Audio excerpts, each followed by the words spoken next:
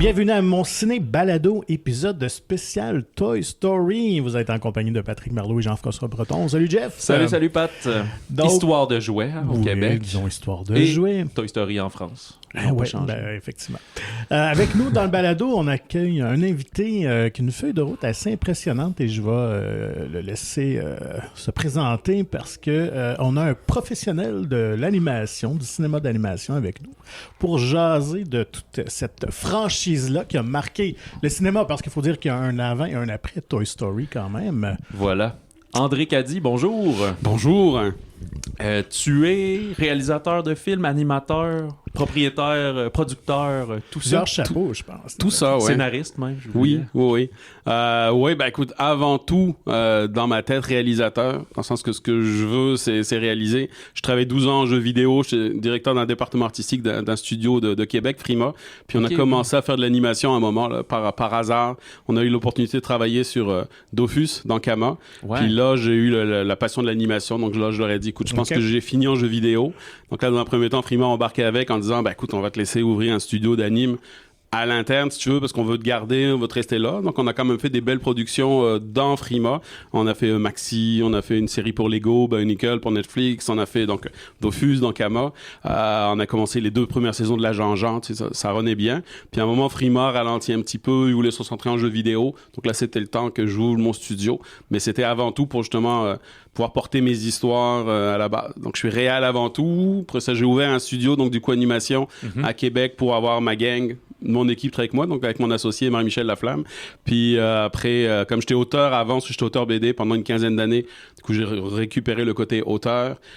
Puis par la force des choses, je suis devenu producteur parce que pour avoir moins de producteurs dans les pattes en général, l'idéal c'est soi-même d'être producteur. Il y a un risque financier, mais tu as les mains sur le volant. Oui, exactement. C'est pour garder les mains sur le volant que j'ai pris cette partie-là aussi. Puis là, du coup, animation, c'est un jeu de mots par le cliché français de dire du coup tout le temps. Exact. Là, c'est l'équipe qui dit ça.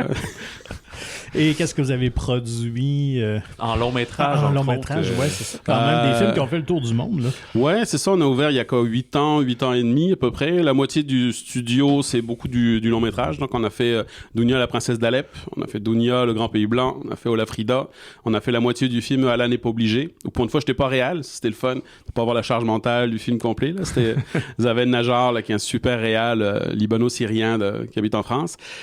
Puis à côté de ça, on a fait des gros projets d'ampleur aussi, comme Sea of Stars, les cinématiques de jeux vidéo, Eternal Strengths.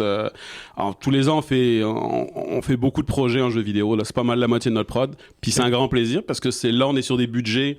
On va parler de Pixar tout à l'heure. Là, sur le jeu vidéo, on est sur des budgets long métrage à la Pixar. Là. Donc là, c'est le fun. Puis les marges qu'on est capable de faire en jeu vidéo, ça nous permet justement d'investir sur des projets plus coup de cœur, comme Dounia et tout ça.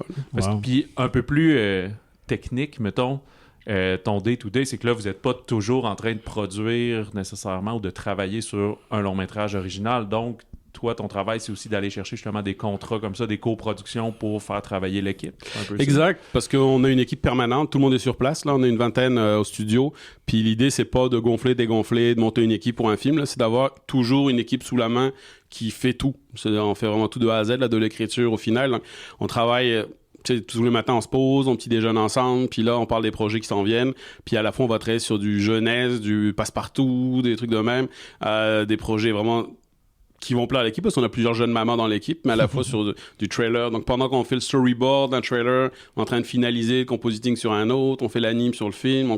Tu sais, il y a toujours 5-6 productions qui runnent en même temps. Là. Oui, c'est ça, parce que comme on discutait, c'est pas juste des films de A à Z. On pense à La Petite et le Vieux qui a été fait au Québec. Ben là, le faux dessin animé de la Petite Mousquetaire, ben là, c'est vous qui avez produit ça. Fait que c'est une partie importante, mais une partie du film. Fait qu'il y a beaucoup d'ajouts comme ça, de contributions à différents projets. T'sais. Ouais, bon, on contribue beaucoup tous les ans. On fait 2-3 projets coup de cœur aussi. Ça nous arrive de faire des projets vraiment gratuitement aussi.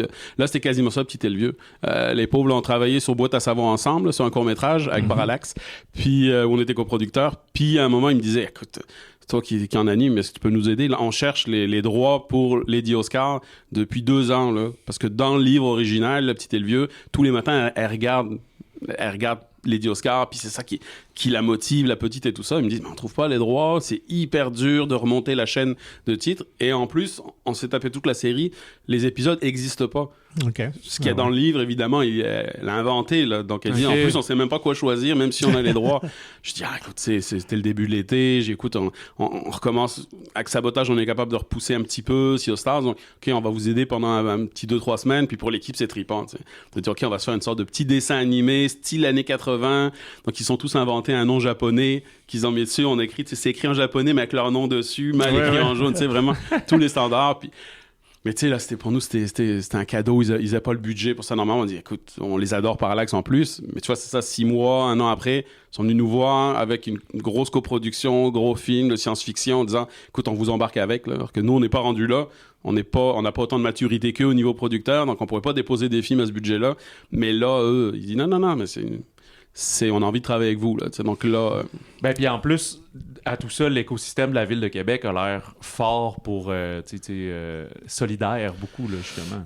Ouais, c'est assez unique ce qui se passe à Québec. Je l'ai vécu en arrivant à Québec, déjà en tant qu'auteur BD. Tous les jeudis, on mangeait ensemble avec une quinzaine d'auteurs. Des fois, on était 20, 25. Tout le monde se côtoyait. Puis ça, je l'avais vécu nulle part ailleurs. Puis ça se passe pas même à Montréal, par exemple. Là. Les gens se voient beaucoup moins.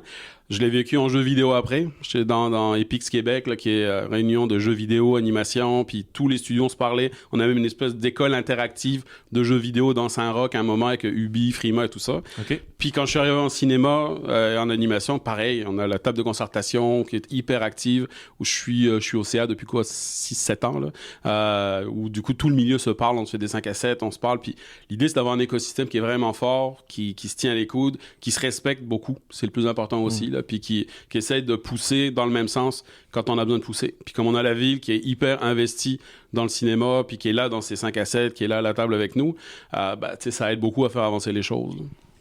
Tout ça est très intéressant. Ben oui. Bon. Bravo en tout cas pour tout cet accomplissement quand Merci, même. Voilà. Bon, on a quand même 5 films à attaquer. Qu'est-ce qu'on fait aujourd'hui exactement, Pat? Ben, on va parler de chacun des films de Toy Story. On va aborder un petit peu, un peu les coulisses, les anecdotes sur ces films-là.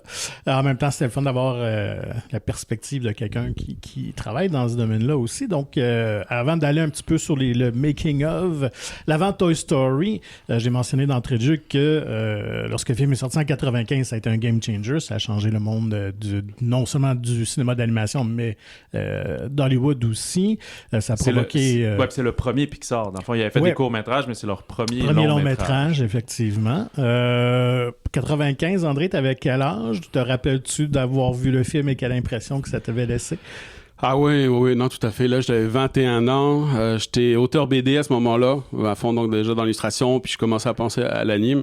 Puis ouais, non, le film, c'était fou. Là, comme tu dis, il y a eu un avant et un après. Il n'y a pas beaucoup de films d'anime comme ça où tu peux dire vraiment, OK, avant ce film-là, tu sais, il y a eu genre Kirikou, Persepolis, Spider-Verse récemment, tu sais, mais lui, le côté entièrement 3D, mais on a beaucoup insisté sur le côté digital, mais c'était pas juste ça. Tu sais, c'est le premier Pixar, ils ont dit non, on veut pas de chansons. Il y en a eu quelques-unes, mais ils ont refusé de... C'était pas un musical. Ça devait être une comédie musicale à la base. Oui, c'est vrai, contrairement aux autres films jeunesse. Là, Puis c'est fou comme surtout, ils ont dès le début tapé juste parce que la réal était bonne, les voix, je pense que c'est le premier film aussi qui a pris un casting à ce point. Dans le milieu des années 90, ils ont commencé avec les Rois Lions et tout ça à aller plus vers des voix C'était Aladdin, le premier avec Robin Williams qui a ouvert la porte, mais effectivement, c'était dans les premiers de prendre des vedettes. Là, hein, Moi, j'avais 19 ans à ce moment-là. Je m'en rappelle parce que je lisais beaucoup, je m'informais beaucoup sur le monde du cinéma. Je lisais plein de magazines, plein de trucs comme ça. Fait que j'en entendais parler en amont. Moi, j'étais très sceptique, honnêtement. Là. Quand j'ai entendu parler du projet, je me rappelais d'avoir vu le court-métrage Tentoy parce qu'il avait diffusé devant un film là, lorsqu'il avait gagné un Oscar et tout ça.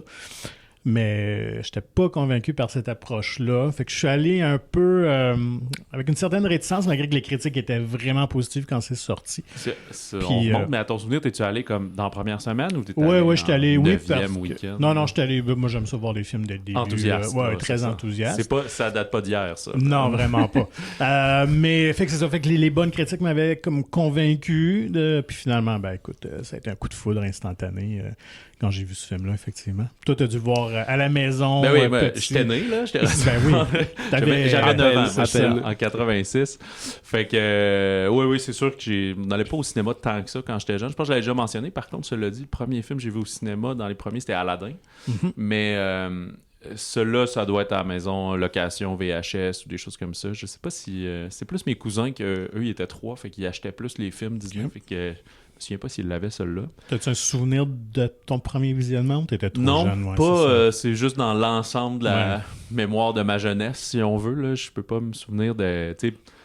Le concept de c'est fait par ordinateur et tout, non, ça m'était égal. Puis on en voyait de plus en plus quand même à la télé aussi. Peut-être pas en 95, mais fin 90, je me souviens de la série canadienne Reboot, là, Megabug, des trucs comme ça qui faisaient un petit peu PlayStation 1 et tout. Là, fait que j'étais quand même... On le voyait arriver de plus en plus, fait que j'avais pas cette notion-là de à quel point c'est phénoménal. Là. Honnêtement, je pense quand même que quand t'es jeune, t'es beaucoup moins critique là, sur un film. Là. La preuve, c'est que j'en ai réécouté des films de ma jeunesse, puis c'est terrible, là, des affaires de... La moitié des gags, c'est juste des coups de pied d'un chenol, puis t'es comme... Ah, c'était tellement bon, je voulais toujours le louer. Mes parents, à ce temps, je comprends. Quel don de soi, là, d'avoir loué des solides dompes comme ça 17 fois. Fait que Toy Story, au moins, est un vrai bon film, histoire de jouets. Fait que, d'après moi, ma mère a dû l'écouter avec nous et tout. Mais là, ça arrête quand même mes souvenirs. Là. C'est juste que, quand t'es jeune, si quelqu'un le possédait, ça jouait en boucle. Mais ceux que j'ai écoutés en boucle non-stop, c'est plus quand même les Aladdin, Roi Lion, ceux du début des années 90, donc aussi le temps qu'on puisse le posséder VHS. Là, à l'époque, c'était quasiment 2 ans plus tard après le cinéma. Là, fait que donc, c'est plus ceux du début 90 que j'ai écoutés entre 17 et 10 ans, disons. Fait que c'est un peu ça. Je suis pas un souvenir clair, mais c'est ça. On y viendra, là, mais en fait, tu sais, 1 puis 2, je les ai vus quand c'était frais, mais 3, 4, puis évidemment le 5, je les ai vus dans la semaine dernière. C'est ce qui va être intéressant. Parce qu'il était comme sorti au moment où, tu sais... avais moins d'intérêt. Toi, tu vois, à 19 ans, t'avais plus une curiosité. Moi, à 19 ans, des films pour enfants, j'allais pas voir ça. Ça s'arrêtait là. Fait que, voilà. Fait que c'est l'entrée... Tom Hanks, Tim Allen, comme tu as dit, Jim Varney, j'ai pas remarqué. Jim Varney, il fait-tu Slinky Dog, mais tout le temps jusqu'à la fin? Non, parce qu'il est décédé après le 2, fait qu'à partir du 3 qu'ils ont pris quelqu'un d'autre. Bon, puis là, évidemment, il y a aussi du monde où il y a des grosses vedettes, là, mais Annie Potts, Bo Peep, qui va partir et revenir. Alain Zouvi au Québec, Mario Desmarais qui fait Buzz Lightyear dans les 2 premiers, puis après, ça change. Louis-Georges Girard, Monsieur Patate. Marc Labrèche qui fait Slinky. Même chose, je sais pas s'il est fait tout ou si à un moment donné, il se remplace. Alain Zouvi, lui, il fait vraiment les 5 films. Là. Mais tu sais qu'en général, là, vous en avez peut-être parlé dans d'autres films, tu sais, le doublage, on a l'impression, une fois qu'un comédien il fait un personnage, il le fait tout le temps, là, parce que souvent, c'est les mêmes. Alors que non, quasiment à chaque fois, c'est nouveau en casting. C'est ce qu'on a appris récemment quand même. C'est juste que comme c'est ceux qui les connaissent les mieux, souvent ils l'ont. Ouais. Et parce que souvent le directeur de voix il dit non mais lui il fait super bien Tom Hanks et compagnie, mais ils font quand même quasiment à chaque fois. Souvent c'est le distributeur qui l'impose ou le producteur. Là, rendu à une franchise, c'est sûr que parce qu'on le voit, mettons, je sais plus, Alain Zouvi c'est qu'il fait souvent Tom Hanks peut-être, mais la fois que t'as un film que c'est pas lui parce qu'il était pas disponible ou quoi que ce soit, là c'est choquant. Là, je me souviens, j'ai oublié qui fait Brad Pitt. Là, je sais plus si c'est Zouvi aussi ou d'autres. Puis un film comme ça à un moment donné t'écoutes en français, puis là tout le long du film, tu décroches un peu parce que t'es comme, il n'y a pas sa voix d'habitude. Puis là, tu réalises, c'est parce qu'il y a la voix genre d'Indiana Jones. Puis là, c'est Bernard Fortin qui fait souvent Tom Hanks. Oui, t'as raison. Qui fait Tom Hanks. Puis, c'est vrai, fait que c'est juste dans les Toy Story que c'est Alain Zouvi finalement. Mais là, t'as un peu pas le choix qui est rendu au 3e, par exemple. Là, tu pas dire finalement c'est pour le comédien qui faisait Buzz Lightyear, Philippe Dandeneau qui va faire la voix, c'est comme c'est trop bizarre. Lui qui faisait Buzz Lightyear a été changé parce que Disney voulait une voix plus jeune. OK, c'est ça. J'ai lu ça, j'ai un entretien en ligne avec lui. Tu peux avoir aussi un comédien qui en fait plus. C'est le problème avec les enfants aussi, par exemple, quand tu prends des enfants. C'est devenu Daniel Picard à un moment donné. OK, super comédien de doublage. Donc, alors allons-y avec ce début-là, Toy Story 95, on le doit à Jeffrey Katzenberg. Voulais-tu qu'on remette comme le synopsis ou quelque chose comme ça? Je pense. Je veux dire rapidement, en fait, vas-y. Tu sais, on a les jouets. Andy, dans le fond, c'est le petit garçon. Vous savez, là, je parle, tu sais, je le dis à vous, mais je le dis aux écouteurs, aux auditeurs. Fait que c'est des jouets qui sont animés quand les gens sont pas dans la pièce. Et c'est Woody qui est le cowboy, le jouet préféré d'Andy, mais là, à un certain anniversaire, il va recevoir Buzz, la nouvelle vedette, un Space Ranger, donc un astronaute qui règle des problèmes. Et Woody va se faire tasser de plus en plus de jalousie, va pousser Buzz en dehors de la fenêtre et là va devoir aller finalement quand même réparer son erreur et le sauver, mais ils vont se retrouver chez le voisin qui est un petit ado, un pré-ado qui torture les jouets. Puis c'est tout. C'est juste ça le premier. C'est super simple. C'est ça, la rivalité dans la maison. Ils vont dans l'autre maison. Il faut qu'ils reviennent. Ça dure 80 minutes. Merci, bonsoir. Fait que c'était très straight to the point. En même temps, on avait, c'est ça, écoute, un budget j'avais noté ici, à peu près 30 millions, qui n'était même pas le budget initial, qui était de 17 millions. Fait que c'était très peu, parce que j'avais noté qu'en moyenne, c'était à peu près 30 millions. À ce moment-là, c'était The Lion King qui avait eu le plus gros budget pour un film d'animation, 45 millions. Fait que, puis en plus qu'on expérimentait avec la technologie, fait qu'on n'avait pas le choix de garder ça très, très simple. Mais est-ce que tu sais, je te coupe, André, qu'est-ce qui fait que les coûts changent autant ou ont explosé puis que maintenant ça coûte 225 millions? C'est juste parce que c'est en animation, mais ça prend tellement d'animateurs pour que ce soit plus rapide? Et ça, c'est des gros sujets, ça. Souvent, le problème dans ces gros films-là, c'est que la moitié du budget, c'est du marketing, déjà. Okay. Puis de plus en plus, ils décident, puis c'est pareil en jeu, là, c'est quand la moitié de ton budget, c'est destiné à essayer de le faire vendre, au lieu de le mettre à l'écran, pour moi, c'est un problème, là, mais c'est ça qui explose. Les coûts, effectivement, c'est sûr que l'animation coûte cher parce que t'as beaucoup de monde et que ça dure quand même longtemps. C'est pas compressible, là. Tu peux... Si tu as besoin de 200, 300, 400 animateurs, tu le fais. Là, mais c'est pour ça que c'est une industrie qui, pendant longtemps aussi, était très, très difficile parce que les gens étaient payés ce qu'on appelle au frame. C'est-à-dire, quand tu prends une équipe de 100 animateurs, tu dis, moi, j'ai 160 minutes d'animation à faire, par exemple, donc j'ai tel budget, j'ai tant d'animateurs, donc chacun doit me livrer 10 minutes pour le film, par exemple, ben, ils vont être payés 10 minutes à la fin, 10 minutes pour leur travail. Là. Mais après, s'il y a 25 prises ou 20 prises, ou s'il faut le refaire 10 fois, là, ça change rien. Tant que c'est pas validé, les gens n'étaient pas payés. Donc, ça fait qu'ils maîtrisent quand même leurs coûts avec ça. Mais c'est extrêmement difficile. Là, ça a changé, heureusement, là, sauf dans les mauvais studios. Mais c'est cher à cause de ça. C'est les voix, quand même, ça te prend la musique. L'animation... c'est les mêmes coûts que le reste. À part le tournage, tu payes autant tes musiciens, tes storyboard artistes, les voix, un peu moins quand même que du live action, mais tout le reste est là. Donc, tu dois monter tout ça, plus tu dois monter toute ton équipe d'animation. Puis là, en l'occurrence, eux, c'est la R&D, là, comme tu dis. Ils ont fait tellement de tests, ils ont tellement tout inventé, quasiment le langage 3D d'animation, que c'est sûr que ça leur a coûté beaucoup plus cher que ce qu'ils avaient comme budget. Là. C'est sûr qu'ils ont mis de leur poche pour faire ce film. Là. D'ailleurs, aussi un autre facteur, c'est qu'on oublie que ces films-là sont en développement et en gestation pendant longtemps. Ça peut prendre 7, 8, 9, 10 ans quand même, dès qu'on commence à travailler le scénario, les storyboards jusqu'au résultat final. Parce que j'ai noté quand même le film le plus dispendieux, tu sais, Toy Story 5, pour donner un exemple, a coûté 250 millions. Mais c'est pas le plus cher, c'est Réponse, qui a coûté 260 millions en 2010. Okay. Mais le film a été en développement pendant 14 ans. Ah ouais, ok. Ouais, puis ils ont travaillé 6 ans sur le software pour créer juste ses cheveux. Donc, c'est ça, tu développes de la nouvelle technologie au fur et à mesure. Et même pour Toy Story 5, on va y revenir, mais on a développé encore de nouvelles façons de faire. Fait qu'on repousse tout le temps l'enveloppe. 3D, ils trichent tout le temps. Tu sais, quand tu regardes les Incroyables, juste, il y avait 2 scènes qui ont pris énormément de budget. C'est quand t'as la fontaine qui se sépare en deux. Juste ça, il n'y a rien qui était fait à l'époque pour permettre ça au niveau du calcul. Donc, ça a été l'enfer de créer cette scène. Et quand à un moment, il prend juste son costume puis qu'il le froisse pour le mettre dans une poubelle, parce que avec les polygones de l'époque, le truc, il pouvait pas le faire. Donc, donc, chaque fois, juste ça, ils peuvent y passer des fois genre 2, 3, 4, 5 mois. Mais tu sais, il y a une scène de Miyazaki qui est connue pendant l'un de ses films. Il y a une scène... une shot là de 2 secondes qui a pris 2 ans et demi à un animateur à faire. C'est une scène, je sais plus dans quel film, où on voit tout, personnages qui marchent les uns qui se croisent, mais juste il y a une personne qui a travaillé 2 ans et demi sur cette shot là de 2 secondes là. T'es tanné, Aman. C'est oui, je pense. Donc fait que revenons avec Toy Story, et tout le long de la production, ça a été très contentieux avec Disney, parce que ça a été très difficile leur relation, et ça pendant plusieurs années. Parce que c'était une collaboration. Oui, en effectivement. Faire une acquisition. Non, en fait, c'était la deuxième production distribuée par Disney, mais pas produite par eux. La première étant L'étrange Noël de Monsieur Jack de Tim Burton. Donc, ça avait Pixar été. Qui avait fait ça? Non, c'était Disney qui avait distribué, mais Tim Burton avait financé indépendamment.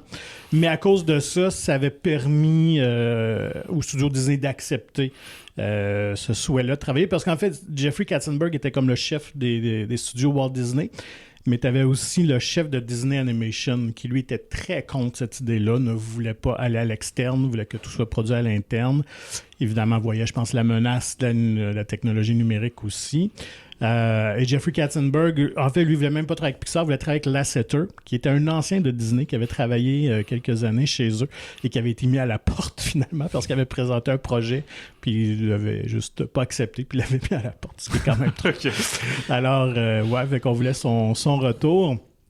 Et donc, tout ça est né, j'avais mentionné tout à l'heure, d'un petit court-métrage qui s'appelle Tin Toy, qui avait gagné un Oscar en 88, qui avait fait tourner beaucoup de têtes. D'ailleurs, qu'on peut voir dans Toy Story 4, c'est le petit bonhomme mécanique, là, qui avec un petit tambour là, qui frappe, on le voit comme 30 pas secondes. Pas le singe? Non, pas le singe. Non, c'est vraiment un petit bonhomme qui, en tout cas, dans Toy Story 4. Puis à l'origine, qui devait être aussi dans Toy Story, mais finalement, ça a été modifié parce qu'à l'origine, c'était ce personnage-là et une poupée d'un ventriloque plus classique. Mais en cours de route. Ils sont un peu remis dans le 5, finalement. Ouais, effectivement. Non, dans le 4. Dans le 4, tout à fait, c'est ça. L'antiquaire. Et on s'est rendu compte que c'était peut-être un peu trop vieillot comme jouet et tout ça, fait que qu'on a modernisé avec le personnage de Woody. Qui était le méchant au début. Ouais, c'est ça, à l'origine, donc qui était beaucoup plus méchant, moins sympathique. Woody, ça? Oui. C'était le méchant de l'histoire, là. Oui, et puis, effectivement, suite à des projections au fur et à mesure qu'on montait le film, en fait, il y avait comme deux visions qui s'affrontaient. John Lasseter voulait quelque chose de beaucoup plus familial, plus positif, alors que Katzenberg et Disney poussaient pour quelque chose de plus sombre, plus grand, plus adulte. Oui, effectivement, on aurait peut-être pensé le contraire. Puis finalement, ils se sont rendus compte que ça fonctionnait pas, justement. Et écoute, on parle d'un Black Friday ou un Thursday, je sais plus trop, là, il y a une date, je l'avais noté ici, où on a fermé la production. Carrément. On savait pas si on continuait ou non. Okay. On va réfléchir. Oui, on va réfléchir. Fait qu'on a pris quelques mois, on a tout retravaillé, le scénario et tout ça. On a adouci justement Woody. Tom Hanks est venu refaire des voix, des scènes.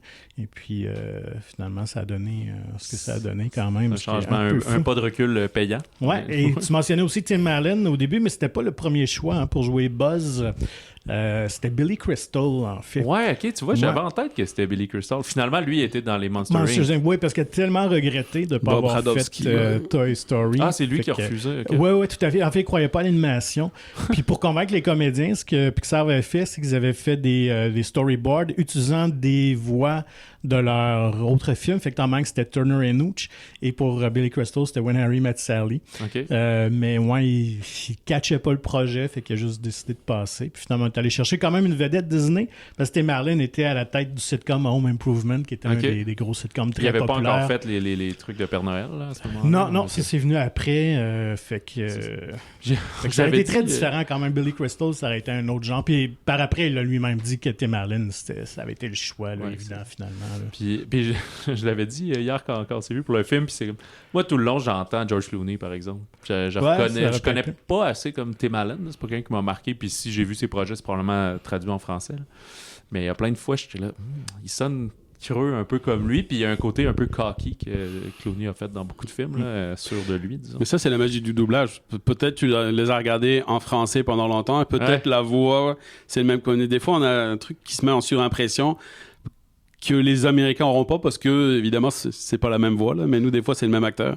Parce que t'as quand même des acteurs qui font beaucoup de personnages très différents, là, des acteurs de doublage qui font des persos, tu dis, ok, mais c'est parce qu'ils ont rien à voir, les personnages, puis ils vont dans des univers tellement différents que tu as même du mal à comprendre que c'est la même personne qui peut les faire. Là. Oui, c'est fou ce qu'ils vont chercher. Et c'est pas juste Billy Crystal non plus qui ne croyait pas au projet, parce que Mattel, quand même, a mis son veto parce qu'ils n'ont pas licencié Barbie. Parce que pour eux, Barbie vu que c'est comme un jouet imaginaire, donc d'avoir une voix sur Barbie, ça se pouvait pas à ce moment-là, bien qu'après ça, ils ont fait plein de séries animées et de trucs. Et pas dans le premier? Pas dans le premier, non, effectivement, ils ont entendu le succès. Par contre, ils avaient accepté de licencier Monsieur Patate. Fait que, et même chose on pour... prend pas de risque, ils se disent. C'est ça. qui était comme un jouet un peu... désuet à ce moment-là, mais qui a recontribué à sa popularité. Puis Hasbro, même chose pour G.I. Joe non plus, ils n'ont pas voulu parce qu'avant d'avoir Buzz Lightyear, on pensait plus avoir une figurine plus militaire, style G.I. Joe. Puis finalement, eux autres aussi ont décliné. Dans la partie où on a retravaillé quand même le scénario, faut saluer la contribution de Joss Whedon quand même, créateur de Buffy. Ouais, c'est ça, je me souviens pas. Et des Avengers, entre autres, chez Marvel, mais quand même. Ce parenthèse, il est-tu cool ou il est un peu cancel, lui? Non, il était oui, c'est ça, lui. c'est ça, tout à fait. Depuis peut-être une dizaine d'années. Donc, c'est lui qui a rajouté le personnage de Rex, entre autres. Josh Whedon. Le dinosaure. Oui, c'est ça. Et puis, finalement, qui a amené le personnage de Bo Peep aussi, puisque Barbie ne pouvait pas être présent dans le film. Et puis, c'est lui aussi qui a amené l'idée de Buzz Lightyear, qui se croit vraiment être un vrai personnage, être un vrai Space Ranger et non un jouet. Et ça, cette idée-là a vraiment changé toute la dynamique du film à ce moment-là. J'ai su que, sûrement avec la sortie du 5e volet, il y a plein sur Internet d'entrevues puis d'affaires qui ressortent. Puis, je sais pas si c'est Lasseter ou le Big Boss que tu as dit, là, je sais pas qui est encore... Jack Katzenberg, ouais, qui était en entrevue. Ah, peut-être Stanton, excuse, parce qu'Andrew Stanton réalise le 5e, mais lui, il est sur les scénarios de tous les films. C'est peut-être lui que j'ai entendu en entrevue.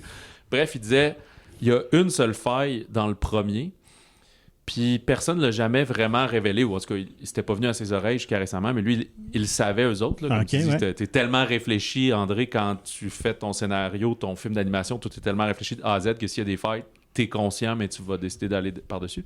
Puis c'est que Buzz, c'est pas qu'il est un jouet, puis il est convaincu qu'il est un Space Ranger, puis qu'il faut régler des problèmes. Pourtant, quand des humains rentrent dans la pièce, il tombe en jouet. Il s'évanouit comme les autres, comme s'il est un jouet. Puis c'est la seule affaire qui fait pas de sens. Lui, il devrait continuer à être comme en panique, ou genre une créature géante, ou des affaires. Puis tu vois, dans le 5e, ils l'ont adressé, ça. Parce que, bon, on y viendra plus tard, mais il y a une gang, il y a plein de Buzz Lightyear qui se promènent, puis à un moment donné, ils font comme, il y a un humain, puis là, ils s'évanouissent tous, puis ils se le disent, genre, pourquoi on fait ça, puis... Ils ont comme pas de réponse, mais ils disent il faut le faire. Mais c'est la première fois que c'est adressé que c'est plus fort qu'eux. C'est leur instinct. Ah oui, c'est ça. Puis après, ils disent il y a un humain, il faut faire ça. Genre, c'est comme leur protocole interne. Ou ça répète la main de Dieu. C'est automatiquement les jouets dès qu'il y a quelque chose qui a un humain. Ouais, il synonyme devient inanimé. Écoute, moi j'ai quelques stats que André, tu vas pouvoir nous dire si ça a du bon sens ou pas, si tu avais à travailler ça. Juste dire aussi qu'au niveau de l'animation, l'équipe de Pixar avait débuté avec 24 animateurs pour terminer avec 110. C'est une grosse équipe. Ou aujourd'hui pour les standards? Tu vois, sur Spider-Verse, c'était 600. Là. Okay. Mais Spider-Verse, on a entendu aussi que... 600, donc 400 burn-out. Là. Puis c'est ça, il pressait le citron pas mal. Mais c'est vrai que tu vois, Lion King, je l'ai noté, il y avait 800 animateurs. C'est quoi ça? Lion King. Ah ouais, ok. C'est ça. Ça dépend toujours de ton temps que tu veux. Tu sais, c'est parce que... Mais là, c'était à la main, Lion King. C'est du dessin. Ouais, mais c'est surtout parce que plus tu as une grosse équipe, plus ton film va être fait vite. Exact, c'est ça. Puis des fois, ils te mettent une pression de OK, non, le film dans 2 ans, on veut qu'il soit en salle. Parce qu'on veut qu'il soit à telle date, surtout c'est des grosses affaires comme ça. Donc là, tu calcules ton ratio, tu dis OK, chaque animateur peut me donner tant de secondes par semaine d'animation. Donc pour que j'arrive au bout de mon film, ça me prend tant d'animateurs. C'est comme ça que tu calcules. Puis effectivement, le matériel n'est pas le même non plus. Là, parce qu'à l'époque, les gens dessinent papier à la main. C'est pas comme sur Toy Story où chacun doit avoir son ordinateur. Juste la ferme de rendu. De toute façon, Toy Story, ils n'auraient pas pu travailler plus parce que déjà, ils étaient au maximum de ce qu'ils étaient capables de rendre. Ça leur prenait, je pense, 15 heures là, pour faire pour rendre un frame d'animation. Puis qui, 2 fois sur 3, en plus... fonctionnait pas parce qu'il y avait un bug, un truc qui fait que ça marche pas. Donc, la grosse pression pour eux, c'était quand on a beau mettre beaucoup d'animateurs, faut les rendre, ces frames-là. Là. Puis si à la fin, le réel, non, je pense que ça aurait été plus... Non, quand on va pas rendre la scène de nouveau, ça va nous prendre 3 mois de rendre cette scène-là complète. C'était 30 secondes par jour en rendering qu'ils pouvaient faire. Ouais, c'est pour ça qu'il dure 81 minutes, dont 7 minutes de générique. En fait, non, le générique n'est pas si long que ça. C'est ça qui est étonnant, justement, parce qu'il était... À un moment donné, finalement, il était 100, là, mais tu sais, de nos jours, comme tu dis, s'ils sont 600, le générique, tu le sais que il va durer 9 minutes. Là. Ah, mais les génériques. Dans celui-là, il était 4 générique, minutes. tu mets tellement tout le monde dans un générique, ça n'a pas de sens, là. C'est ça. Fait que le film a nécessité 800 000 heures de travail, de machine hours, donc de roulement informatique. On a 114 240 frames pour 1561 plans pour le film. Puis le loup, en fait, ça leur coûte tellement cher. C'est vraiment une ville de rendu là, qu'ils avaient. Là. Ils le louent à tous ceux qui veulent. C'est à nous, même quand on travaille en jeu vidéo, tu reçois des courriels de Pixar, des emails qui te disent « Ah, ben tiens, nous, on n'utilise pas la ferme tant le mois. C'est trop cher pour pas l'utiliser. » Donc, ils la louent à qui voulait l'utiliser. Maintenant, les moyens sont plus les mêmes, puis les rendus, ça a vraiment changé. Là. La ferme, c'est juste comme tous les ordinateurs. La ferme de rendu, c'est genre, ils avaient 900 ordinateurs, c'est... les plus gros de l'époque qu'ils pouvaient avoir, montés dans des selles. Donc, imagine avec le truc pour pas que ça chauffe et tout ça. Ils avaient vraiment une espèce de petite ville d'ordinateurs qui renaît. Puis dès qu'ils l'utilisaient pas, il la mettait à disposition d'autres mondes parce que pour rentabiliser. Payer ton local, tes affaires, tout. C'est-tu abordable? Une grosse partie du budget passait là-dedans sûrement aussi au début. Là, À noter qu'à ce moment-là, Pixar connaissait quand même de graves difficultés financières et Steve Jobs, qui avait acheté Pixar, pensait vendre en fait la compagnie pendant la production, avait approché Microsoft, était en discussion. Mais là, quand les premiers échos ont été très positifs de la part de Disney puis commençait à croire au projet, il a dit « je vais attendre la sortie du film avant de me lancer. » Je comprends, parce qu'au début, c'est juste du développement technologique. Des courts-métrages, puis à point que tu m'apprennes l'inverse, c'est pas très payant le court-métrage. Parce qu'il n'y a pas de diffusion, il n'y a rien. Beaucoup de publicité à la télé, ça venait faire une petite rentrée d'argent. Ils avaient aussi le software RenderMan qu'on commençait à utiliser beaucoup en animation. Donc dans Lion King, on l'a utilisé pour les grandes scènes là, où on a plusieurs animaux puis tout ça. Mais Pixar était déficitaire quand même à ce moment-là, c'est certain. Là. Fait que finalement, à la sortie du film, il est allé lancer ça, fait une offre publique sur Wall Street et l'histoire était faite. C'est ça. Puis il a cumulé 191 millions. Box-office mondial, moi j'ai 375 millions mondial. J'ai plus boxé, moi j'ai 237. Non, moi j'avais 375 qui était... Mais je regardais, à moins que c'est parce que j'ai juste le...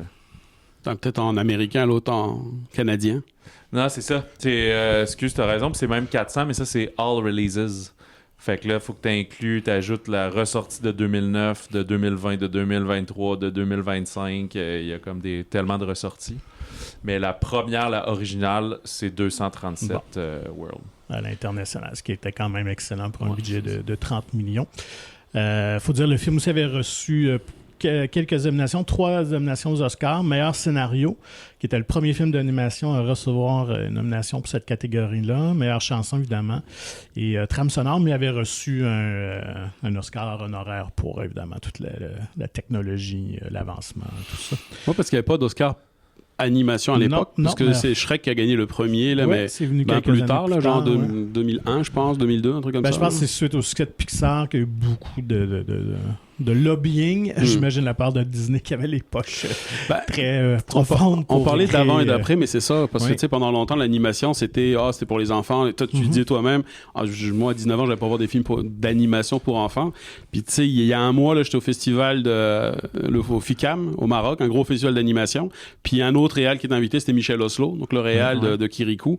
Puis, tu sais, c'est un monsieur maintenant qui a 80 ans passés, là, tu sais, mais effectivement, tout le monde lui dit, mais il y a un avant et un après. Parce qu'avant Kirikou, l'animation, c'était des trucs d'enfance, tu portais des histoires d'enfants, puis d'un coup, là, t'avais un film d'animation avec la nudité, avec des thématiques très différentes, avec une vraie méchante, puis ça, c'est un film qui a totalement marqué, puis changé la perception du monde du cinéma pour l'animation. Ils disaient, OK, un film peut aussi être nominé au César, aux Oscars éventuellement, puis on parlait d'un Persepolis qui a eu à peu près le même chemin, là, tu sais, c'est des films, effectivement, où narrativement, c'est très différent de ce qu'ils faisaient avant. Mais Disney a vraiment poussé des années 90, même les films 2D, effectivement, les Aladdin, les trucs, les Belles et la Bête, mais on restait quand même sur la logique de ce qu'il y avait un peu avant. Là. Alors que ce film-là, au niveau cinématographique, avec notamment cette caméra 3D qui permettait d'aller genre sur le lit, de trucs, c'est la première fois qu'on pouvait faire des choses comme ça, même dans les films traditionnels. il n'y avait pas ça parce qu'on n'avait pas encore cette techno qu'on a mouvement de maintenant là, caméra, d'intégrer du CG complètement dans des films de live action. Là. Et toi, qu'est-ce que tu en retires de Toy Story? Qu'est-ce qui te plaît dans ce premier film-là, qui vient te chercher? D'un point de vue réel et producteur, je trouve ça le fun de voir à quel point ils ont contourné toutes les limites, ont créé toute la richesse. Ils ont fait un truc avec des jouets parce que il fallait qu'ils rendent du plastique, parce qu'ils pouvaient pas se permettre de rendre autre chose. Donc là, ils ont bâti tout cet univers avec les contraintes qu'ils avaient. Puis je trouve souvent, c'est ça qui donne les meilleurs films. C'est quand t'as un bac à sable de quand on est obligé d'aller vers ça. Donc là, on a des contraintes. Comment on va passer à travers puis rendre ça le mieux possible? On perçoit jamais le défi techno. C'est comme toi, un peu, moi, à l'époque, je dis, ouais, je m'en fous que ce soit en 3D, je veux que ce soit un bon film. Mais tu sais, après, maintenant, à reculant, on le sait. OK, mais c'est parce qu'ils ont été placés, chaque brin d'herbe, fallait qu'ils aillent le modeler puis le poser à la main. Chaque cheveu, fallait qu'ils viennent le poser. Il n'y avait rien qui était généré ni rien. Mais malgré ça, je l'ai revu encore récemment, c'est fou comme c'était bon dès le début. Puis c'était pas au détriment du jeu des comédiens, alors que le labial, c'était extrêmement difficile de faire un bon labial à l'époque. Mais ça paraît pas. C'est ça. Et pour l'avoir revu aussi récemment, Patrick aussi, je pense que vous avez le seul défaut, c'est qu'il y a certains moments où les yeux sont vides. Puis en fait, Buzz surtout, je trouve. Puis les jouets sortent très bien, mais tu vois que la présence des humains est un peu plus effacée. Des fois, on voit juste les pieds, un peu à les Snoopy, là, Peanuts, là, tu vois juste les pieds, t'entends la voix un peu hors champ et tout, ce qui est quand même logique, c'est la perspective des jouets qui sont au sol. Mais je pense que ça, c'était vraiment plus difficile. Puis là, plus les films avancent, plus là, les humains, on les voit beaucoup, on les voit en mouvement. Là, ça, c'est acquis. Là, et dans surtout le monde les environnements qui se complexifient alors que là, c'était puis on va se promener primaire, de plus en là. plus loin et tout. Là, on y vient, mais moi, je dois saluer vraiment la prémisse. Elle est tellement bonne. C'est tellement original. Puis en même temps, on peut tous s'identifier à ces personnages-là. C'est fou parce qu'on s'est investi émotionnellement dans des jouets. Mais enfin, on a tous joué, on a tous inventé des histoires comme ça, donc on peut complètement s'identifier à Andy. Et après ça aussi, cette idée-là une fois que les jouets ont grandi, sont désuets, ont plus leur utilité, qu'est-ce qui arrive et tout ça. Donc, qu'eux se forment une communauté ensemble, c'est tellement brillant. C'est ça qui est cool, là. Parce que chez nous aussi, moi, quand j'étais jeune, de mon âge, moi, je tripais au bout sur Batman. J'ai connu le Animated Series, les premiers films avec Keaton, puis les autres aussi. Là. J'avais l'âge de les trouver super bons, ceux de Joel Schumacher. Là. Puis toutes les affaires McDo et tout. Mais tu sais, moi, je mélangeais pas les Barbie de ma soeur ou mes Lego, puis mes Batman, puis mes quelques Ninja Turtles, parce que c'était plus mon ami qui en avait beaucoup, puis tout. Mais d'imaginer que la nuit, quand on dort, que les portes du garde-robe s'ouvrent dans la salle de jeu, puis que, eux, ils chillent tous ensemble, puis qu'il y a une communion, un esprit de fratrie entre tous les jouets. Fait que ça, je trouvais ça vraiment intéressant, et c'est ça qui était le plus imaginatif, je pense, là-dedans. T'sais, pas juste savoir qu'ils sont en vie, mais qu'ils veulent notre bien, qu'ils aiment leur statut de jouet, sauf ceux qui se font torturer et tout. Fait que le fondement de l'histoire, et je pense que c'est pour ça qu'ils ont réussi à en faire 5 et probablement 6, 7, 8. Là. C'est drôle, je disais, on y viendra, des critiques du 3, puis là, c'est comme dans ce dernier, je pense que c'est dans cet ultime opus. Je suis comme, oh là là, non, on est habitué à une trilogie, ça met fin à une histoire, mais pas dans le monde mercantile. Non, de Disney. Ah, puis le 4 aussi, justement, tout à l'heure, tu parlais de tous les clins d'œil, mais c'est parce que je pense que pour tout le monde, c'est une façon de boucler la boucle, OK, là, on remet tous les personnages du début du projet, un peu pour finir ça, puis même, je pense qu'ils ont mis des photos dans le générique. Tu sais, quand tu fais ça, c'est un peu comme quand tu veux annoncer toi-même, OK, on arrête, là. C'est comme je me rappelle au New Jersey, là, quand Martin Brodeur, il voulait continuer sa carrière, puis que, dernier match de la saison, ils avaient mis carrément une vidéo hommage à genre, OK, bonne retraite, alors qu'il n'avait jamais dit qu'il partait à la retraite. Puis après, il signe des contrats d'un an, puis un an. Il a fini ailleurs, finalement, mais c'est là, clairement, ils lui ont dit... Non, bonne retraite, merci, on va faire le truc. Tu dis, de notre côté, c'est fini, ça c'est sûr. Puis, il faut souligner aussi que, à ma connaissance, je pense que c'est le premier film d'animation familiale où on faisait des références aussi à la culture populaire, à d'autres films que les adultes pouvaient piger. Shrek a propulsé ça à une puissance 1000, mais quand même, les premiers Toy Story, le 1 et le 2, là, il y avait par moments ici et là des petits moments comme ça, des petits clins d'œil. Donc arrive Toy Story 2 en 99, 4 ans plus tard, toujours réalisé par John Lasseter. Là, le budget passe à 90 millions, fait quand même, on passe aux choses sérieuses. Mais juste revenir là-dessus qu'à l'origine, ce n'était pas Pixar qui le produisait, c'était Disney, parce que dans leur entente, Pixar sont fait un peu fourrer. Il y avait les droits de suite puis tout. Oui, les droits de suite et tout ça. En fait, j'avais noté ça ici, mais Pixar avait comme pas le choix parce que c'était leur seule façon d'être peut-être rentable un jour, c'est de produire un film. Donc Disney quand même avait le contrôle total, donc des films, des personnages, des suites. Puis Pixar en échange recevait 12,5% des billets, des recettes tout simplement. OK. Et dans mais leur il n'y entente, avait pas leur mot à dire. Non, effectivement. Et dans leur entente, je pense que c'était 7 films, les suites ne comptaient pas. Donc c'était 7 films originaux. Ce que Pixar finalement sont venus à contester un petit peu. Donc Disney commence à mettre sur pied Toy Story 2. Pixar était dans ce moment-là sur A Bug's Life, leur deuxième vie, Une vie de bestiole, leur deuxième film. Mais rapidement, on s'est rendu compte. D'une part, quand même, le nouveau studio 3D de Disney faisait vraiment de la bonne job quand même. Là, vous dire qu'ils avaient quand même un bon budget. Mais en cours de route, attends un petit peu, j'ai noté pourquoi que... c'est ça. Donc, Pixar, finalement, sont un peu contrariés quand même de ne pas être impliqués. Et c'est Lasseter que lui, même si visuellement c'est intéressant au niveau de l'histoire, est très contre. Et il y a comme un bras de fer, finalement, que Pixar ont pris en charge la production de Toy Story 2, finalement. Quand même, pure folie, John Lasseter, parce que ça veut dire entre 95 et genre 2004, il a fait les 2 Toy Story, il a fait Vie de bestiole, Bug's Life, puis comme les 2 Cars. Ouais, Bug's Life, c'est pas lui qui l'avait réalisé par contre, je pense que... Co-réal ou... c'est sûr qu'il était toujours impliqué là, quand même. Là, mais effectivement, et c'est la raison pourquoi Cars 2 qui n'avait pas fait Toy Story 3, parce qu'il était justement sur ce film-là. 5 ans et plus tard. Là, tu nous résumais un peu Toy Story 2? Oui, et juste avant, j'ai oublié de mentionner, quand même le premier aussi, c'est l'arrivée d'un peu de Randy Newman dans le monde de la musique. Il avait fait quelques musiques de films, mais à partir de ce moment-là, et qui a fait la tune You Got a Friend in Me, que moi j'étais certain que c'était une chanson qui existait déjà auparavant, puis qu'on avait intégré au film comme on fait la plupart du temps. C'était composé pour ça, elle revient dans tous les films. Puis à partir de là, lui aussi est tombé dans l'écurie Disney et Pixar. Puis là, il a fait beaucoup de ces films-là. Toy Story 5, c'est sa 10e collaboration avec Pixar. Dont les 5 Toy Story. C'est ça. Il faut savoir qu'au début, quand ils ont fondé Pixar, pour sortir des animateurs de Disney, pour les attirer notamment, le modèle d'affaires de Pixar, c'était on fera jamais de suite. On fera pas de numéro 2, numéro 3, numéro 3. Chaque film, c'est une nouvelle franchise à chaque fois. Le troisième film, c'est une suite. Mais c'est ça qui fait qu'au début, ils étaient indépendants. Après ça, Disney investit dedans. Après ça, à un moment, Disney est complètement sorti de Pixar. Je pense que c'était au moment de Cars 2 où là, l'équipe, non, on sort. Puis c'est le moment où effectivement, t'as Steve Jobs qui lui dit non, mais on est capable de faire ça. Puis finalement, après, ils ont été rachetés encore plus tard. Puis après, là, c'était rendu parce final. Que, le contentieux de Toy Story 2 a amené une guerre entre Pixar et Disney pendant quelques années. Et même un bras de fer où Pixar s'en allait. Là. Fait que après, je pense que Cars 2, c'était leur dernier film. On avait déjà commencé à discuter. En fait, je pense qu'ils partaient à leur propre studio et tout ça. Ils sont séparés à ce moment-là. Ouais, puis et ça, c'était Michael Eisner à ce moment-là, qui était le grand boss de Disney overall, pas juste des studios Disney.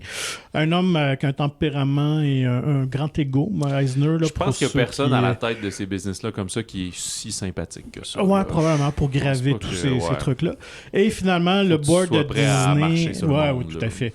Et lui, c'était sa réputation. C'était un ancien agent. C'est lui qui avait cofondé CAA, entre autres, une des grandes agences.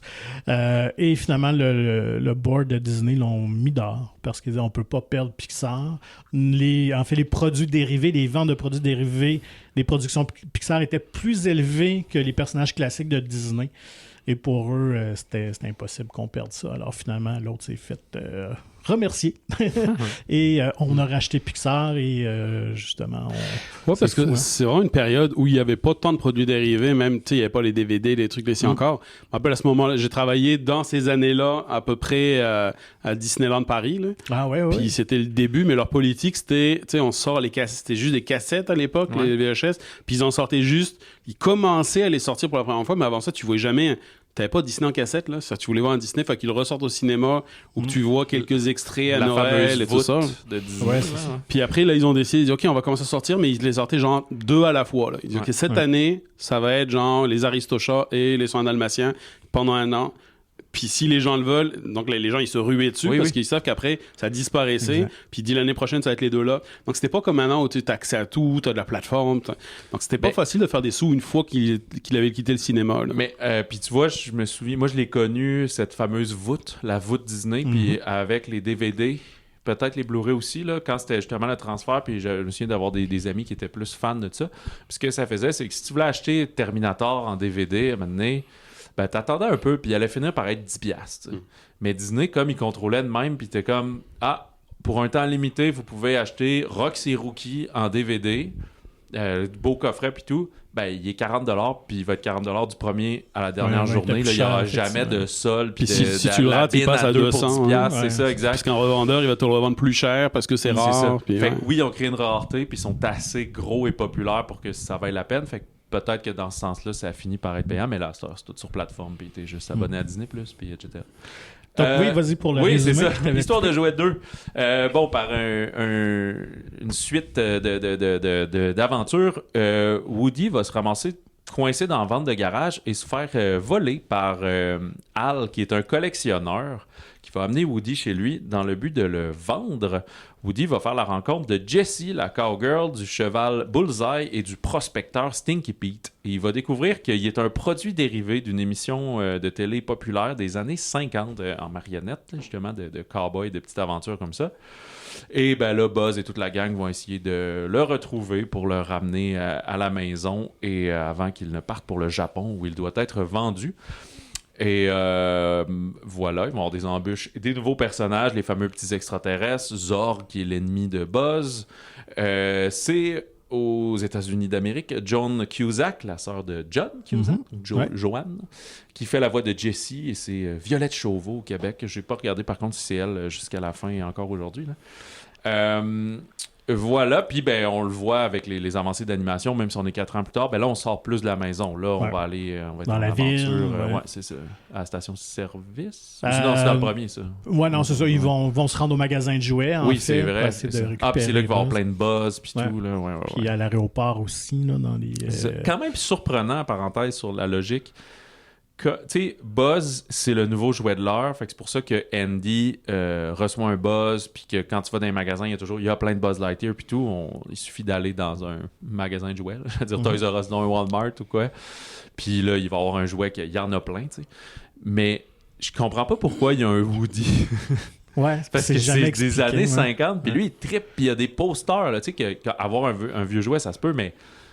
Tu sais, il est comme dans les années 90, c'est comme un jouet de 40 ans, il y a ce cowboy-là, mais il y a des posters chez lui, fait que c'est quasiment peut-être si c'est les jouets de son père, mettons, ou quelque chose comme ça qu'il aurait légué. À un moment donné, je pense que c'est dans le 3 qui dit que c'est dans notre famille depuis longtemps. OK, c'est ça. Il lance cette ligne-là, mais c'est pas plus expliqué, mais effectivement, pourquoi il y aurait plein d'affiches et tout ça. Il y a même la couvre-lit, tu sais, dans le premier, là, qui se fait remplacer par Buzz, puis tout, fait que...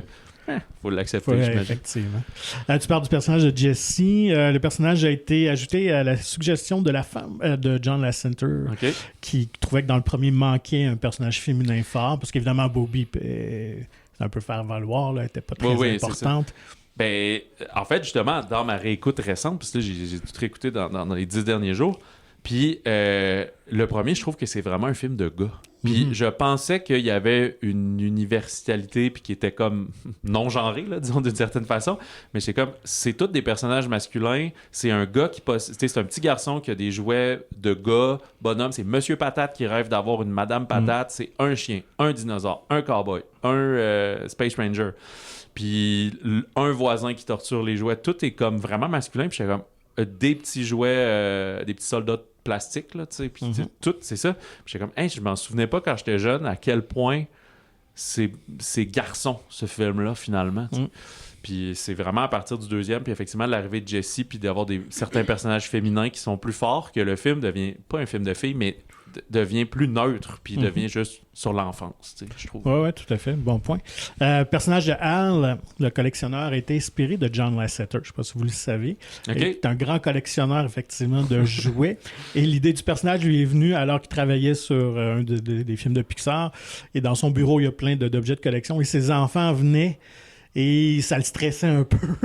De voir, hey, ils vont vouloir jouer avec tel jouet à l'envers. Puis leur disait non, pas lui, prends tel autre jouet. Des trucs dans des boîtes encore, là, c'est ça. Des petits bonhommes de Star Wars emballés. Très inspiré de John Lasseter, ce qui est très, très drôle. Et tu parlais, André, du problème technique qui est arrivé pendant la production de Toy Story 2, où on a fait perdre tous les fichiers. Ouais. En fait, ils les ont perdus. Oui, c'est vraiment les animateurs. Il y a un animateur qui avait accès au serveur, puis qui voulait libérer son ordinateur pour faire de la place, puis qui, du coup, a lancé une commande qui a enlevé tous les fichiers qui pas existaient. local, mais sur tout le serveur. Il est effacé. Mais à la toute fin du film. Là. Donc, c'est 2 ans, deux ans de travail, de trucs, le film complet, effacé, mais ils savaient absolument pas quoi faire. Ils ont essayé d'aller voir. Puis tout allait dans, parce que normalement, ils ont des copies de sauvegarde. Sauf qu'ils se sont rendus compte que les copies de sauvegarde avaient eu un problème technique des mois avant, puis que tout ce qui était censé être du backup, ça backupait plus du tout. Donc, ils avaient plus. Puis en bout de ligne, finalement, il y avait une chargée de projet ou qui gérait la post-prod, qui, elle, est en congé maternité, qui s'était fait faire des copies de ça pour pouvoir continuer à travailler, ce qui était rigoureusement interdit. Tu n'avais rien le droit de sortir. Elle travaillait de la maison. Elle travaillait de la maison, puis du coup, elle avait une version d'il y a 2 semaines du film. Puis ils ont pu récupérer ça. Et puis, du coup, ils ont dit qu'on a sauvé le film. Sauf que, comme je disais tout à l'heure, l'histoire-là, les gens la connaissent en général, mais ce qu'ils savent pas, c'est que 2 semaines après, le film était présenté à la 7h et à Jobs, qui ont détesté le film, qui ont dit non, c'est plate, ça marche pas. Donc, qui eux sont repartis sur on va réécrire, on se pose un week-end tous ensemble, on réécrit plein de choses, qui ont rajouté plein de personnages, plein de scènes, puis qui ont dit après à l'équipe, vous avez 9 mois maintenant pour adresser tout ça. Puis là, quand on parle de conditions d'animation, là, c'était... Mais ils partaient pas à zéro. Ils ont regardé des moments, mais c'était... Ils ont gardé, mais des gros bouts quand même. Et les bouts les plus marquants en plus. Il faut dire aussi qu'à ce moment-là, Toy Story 2 était prévu pour être une sortie en vidéocassette. Ce n'est pas une sortie comme Disney cinéma. avait fait sur beaucoup de leurs films. Exact, des Aladdin 2. Roi Lion et tout ça. Donc, c'était un peu dans leur mouvance de faire des suites en vidéocassette. Donc là, ils ont dit non, on va le sortir pour le cinéma. Mais effectivement, ils avaient un délai incroyable et ça a amené beaucoup, beaucoup de pression. Ils dormaient sur place. Les animateurs dormaient au studio. Ils travaillaient nuit et jour. Ils dormaient un peu en dessous. Ils se réveillaient. Ils travaillaient de 2h à 4h du mat. Ils redormaient un peu. Ils ont fait ça pendant 9 mois. Là, c'est pour finir. Là. Mes meilleurs travaux d'université, c'est ceux que je faisais une semaine avant la remise. Pas ceux que je faisais dès qu'on nous donnait le mandat. Moi, ce que j'aime beaucoup de Toy Story 2, moi, c'est mon préféré. Je vais vous dire d'entrée. On fera un classement après. Confession. Mais je l'aime beaucoup. À cause de la thématique collectionneur, évidemment. Je l'ai déjà été plus à une certaine époque. Mais ce que j'aime, c'est que on ouvre l'univers tant de Woody et de Buzz, où on explique un peu leur backstory, tout ça. Fait que je trouve l'univers mis en place pour Woody, qui est un peu un clin d'œil à Howdy Doody, puis ces séries-là des années 50, était super intéressant. Je trouve que d'amener le nouveau personnage de Jesse aussi complétait bien, amène une autre dynamique aussi. Fait que je pense... Puis je trouve que c'est lui, les dialogues sont plus sharp.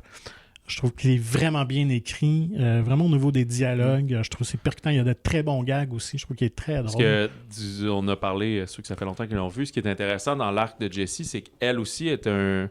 Tu sais, je pense que Stinky Pete, c'est que lui est encore, le prospecteur est encore dans sa boîte, qui n'a jamais servi, a été conservé. Elle avait une enfant, une Emily, qui jouait avec elle, puis qui a fini par l'abandonner. Ce que...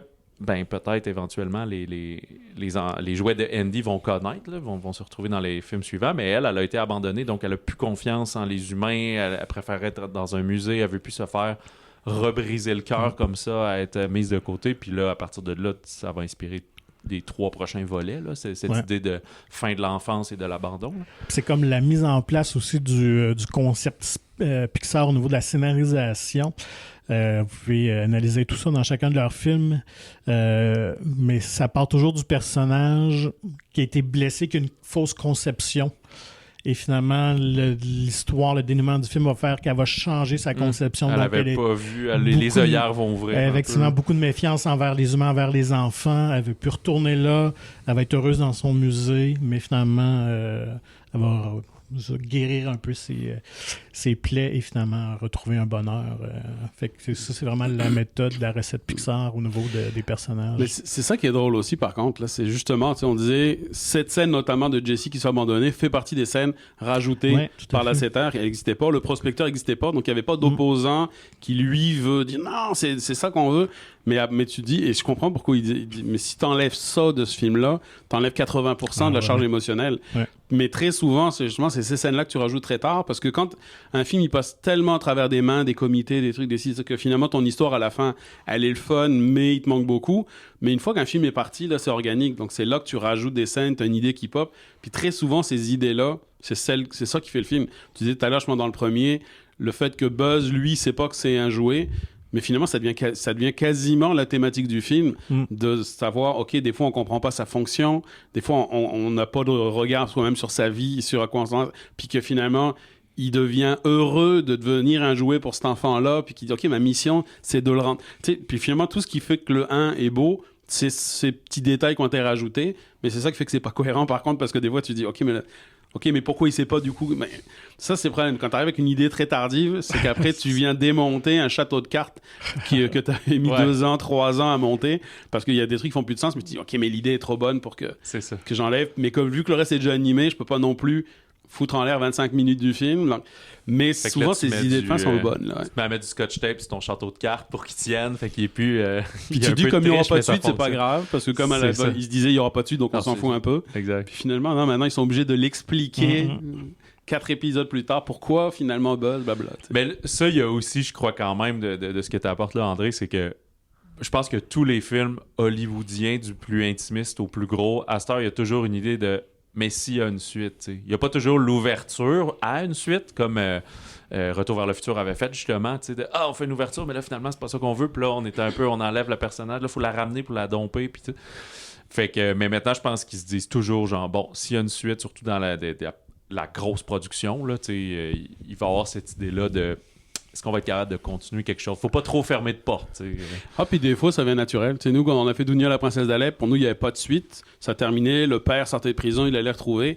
Mais c'est en faisant des Q&A partout dans le monde que la première question des enfants, chaque fois, c'était « Ouais, monsieur, mais le père, qu'est-ce qui se passe? Est-ce qu'elle va retrouver son père? » Mais avec Marion, on s'est fait poser la question vraiment 90 fois en France, au Japon, partout. Les gens disent « Mais qu'est-ce qui se passe après? » Donc là, on s'est dit « Écoute, on va écrire cette trame narrative de cette courbe juste du père, de comment il retrouve sa fille 2 ans plus tard. » Et puis pareil, un peu comme la maison, on s'est dit, on va faire un spécial télé, c'est pas grave, un petit 40 minutes, juste pour clore ça.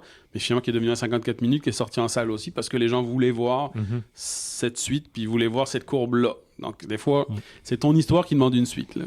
Il y a aussi, on parlait des jouets, je vais revenir sur Stinky Pete. Ouais. Dans cette idée-là qui est arrivée avec le remue-ménage, c'est aussi dans l'univers Toy Story l'arrivée d'un... Ben, c'est un spoiler, mais tu sais, d'un Némésis, d'un méchant qui est pas 100% méchant, pas 100% gentil, que des fois, ils sont capables de rescaper, que d'autres fois, ils vont réaliser qu'il n'y a rien à faire, cette personne-là est vraiment blessée, mais qui vient toujours aussi de cette histoire-là d'abandon, de ne pas avoir servi. Il y a un côté un peu... mais deuxième degré et weird à tout ça, là, de ne pas avoir été utilisé, de ne pas pouvoir avoir accompli ton but de rendre quelqu'un heureux en le suivant. Là. Fait que, je ne veux pas porter de mauvaise intention, je sais que c'est pas ça, mais il y a un petit côté esclave, réfléchis pas, suis ton destin qui est de servir à quelqu'un. Là. Mais je pense pas que c'est machiavélique du côté de Pixar. Là, maintenant, il faut pas prêter des mauvaises intentions à tout. Mais il y a aussi ce côté-là de c'est des jouets qui finissent par s'émanciper, mais nous, dans le vrai monde, on va les vendre pour les acheter pour que le mercantilisme derrière la création de ça vient un peu briser la magie de l'objet, mais je veux dire, on peut ça pas va financer avec les personnages, ouais, c'est ça là. Tu finances pas des films à 250 millions sur la bonne foi, puis juste sur l'offre, la générosité, là, à un moment donné, je comprends, c'est des business. Là.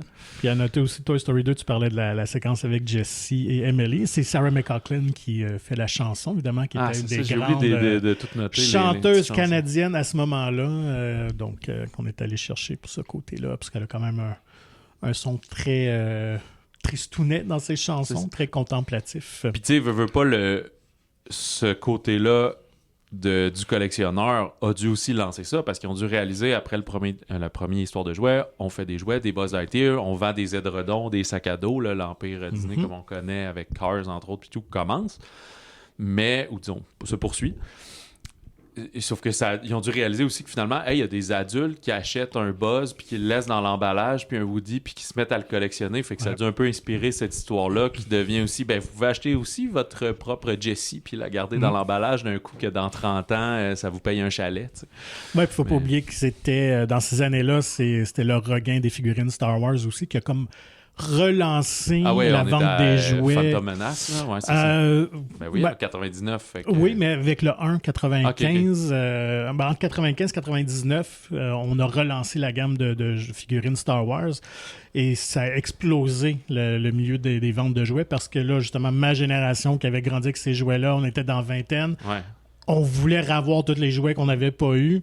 Fait que c'était un boom, là, je m'en rappelle, parce qu'il il devait avoir 4-5 magazines consacrés qu'aux jouets. Là. C'était fou, cette période-là. Il faut dire qu'on a été la première génération avec le Konami et tout ça, évidemment, avec les Mario, avec les jeux vidéo carrés. La première génération qui a accepté de rester en enfance trop longtemps. Puis je dis pas ça forcément comme quelque chose de positif, là. Mais c'est ça, on est quand même la première génération de gamers, de trucs, qui découvrent les ordinateurs. Donc des gens qui avaient 25 ans, 30 ans, se disaient, non, mais il n'y a pas de problème à avoir une figurine puis à regarder des dessins animés. Je pense que les générations d'avant, là, nos parents, des trucs, ou même peut-être nos grands frères... Il y avait une ça aurait été non, c'est fini là. Puis je pense que je sais pas si Toy Story ou Pixar l'avaient anticipé, mais en tout cas ils sont arrivés pile dans le bon timing pour ça. Là. Exactement, oui, tout à fait. Donc Toy Story 2 a terminé avec un box-office mondial de 510 millions, ce qui était énorme à l'époque. Arrive Toy Story 3, on va prendre quand même plusieurs années avant d'arriver avec un troisième film. Cette fois-ci réalisé par Lee Unkrich, qui avait été co-réalisateur des deux premiers, monteur aussi. On sait que John Lasseter était occupé avec Cars 2. Donc, cette fois-ci, budget de 200 millions. Là, c'est là qu'on commence à mettre la gamme. Oui, tout à fait. Ensuite... l'histoire originale, en fait, l'histoire a été changée. Je ne sais pas si tu te souviens un peu, c'était quoi la première idée derrière Toy Story 3. Ça avait été fait avant le rachat de Pixar par Disney. Donc, Disney voulait quand même faire un troisième film. L'histoire tournait autour d'un Buzz, de Buzz qui devenait défectueux et les jouets le renvoyaient à l'usine à Taïwan pour qu'il l'arrange. Et finalement, on se rendait compte qu'il y avait un rappel des jouets parce que finalement, tous les Buzz étaient défectueux. Et là, ils avaient peur finalement qu'on détruise tous les jouets, les Buzz et le Buzz en question. Alors là, la bande allait à sa recherche finalement pour le ramener. Une histoire complètement différente du 3. Vas-y avec le synopsis, si tu veux bien, de ce troisième. Ce qui devait arriver arriva. Andy est rendu un jeune adulte qui s'en va à l'université, au college ou university, je sais plus trop. Ouais. Fait que là, il en veut plus ses jouets, il joue plus avec ses jeux du tout. Sa mère, avant qu'il parte, lui demande de faire des boîtes, qui dit regarde, je suis pas prêt à acheter les autres, on va les mettre au grenier et il y a juste Woody que je vais amener avec moi au collège comme un peu un souvenir. Et justement, on parlait des... sauf que par aussi une suite de mauvais hasards, ils se ramassent au vidange, les autres. Et que là, Woody sort, les sauve. Finalement, eux, leur confiance est brisée envers Andy. Ils pensent qu'ils voulaient les jeter. Ils étaient comme non, ils voulaient mettre au grenier, mais là, il y a eu...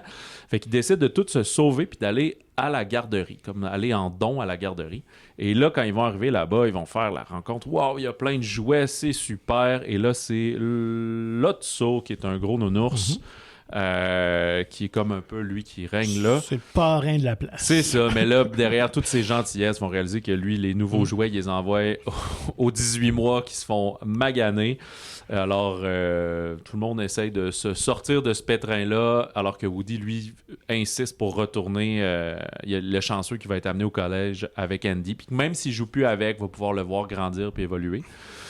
En fait, Woody va se retrouver dans les mains de Bonnie. Ben là, c'est ça, de la suite de choses, c'est ça. C'est Et qu'il va avoir, ultimement, spoiler, un leg de jouets à Bonnie. Tous ces jouets-là vont sortir de la garderie, ou presque tout. Le Barbie va rester, je pense. Ils vont se rendre compte que finalement, il y a une autre petite fille chez qui ils peuvent être heureux. Voilà, et, une petite fille de 4-5 ans. Remplir leur mission. Fait que les nouveaux personnages, donc c'est aux États-Unis, Ned Beatty qui fait la voix de Lotso, Michael Keaton qui fait celle de Ken. Même. Puis, on rappelle Barbie qui était arrivé plus dans le deuxième, Jodie Benson. Mais au Québec, c'était un couple, dans le deuxième, c'était Christine Bélier qui faisait Barbie. Mais là, on a misé là-dessus. C'est Guillaume le Métis-Vierge et Marie-Lou Wolfe qui font Ken et Barbie. Guy Nadon, excellente voix, qui fait Lotso. Et c'est à partir de là, comme on disait, Daniel Picard qui prend la voix de Buzz Lightyear. Voilà pour le 3. Je me souviens, moi, qu'on a entendu, comme je l'ai vu la semaine passée, mais... On entendait parler pour les Oscars, tu sais. Il a gagné meilleur film d'animation, je pense, c'est ça. Puis Original Song aussi, We Belong Together de Randy Newman.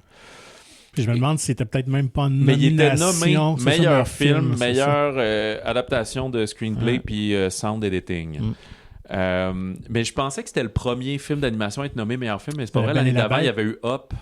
Mais il y avait eu La Belle et la Bête, me semble, en 91. Même, ok, c'est ça. Je pense que c'était le premier. Parce qu'il y a eu film. Comme des mi-2000 qui s'est mis à voir. On est retourné à 10. On est allé à 10 nominations plutôt que les 5. Fait que là, ça ouvre qu'à cette heure, il y a pas mal tout le temps un film d'animation dans le meilleur film. Là, disons, il y a un Pixar souvent.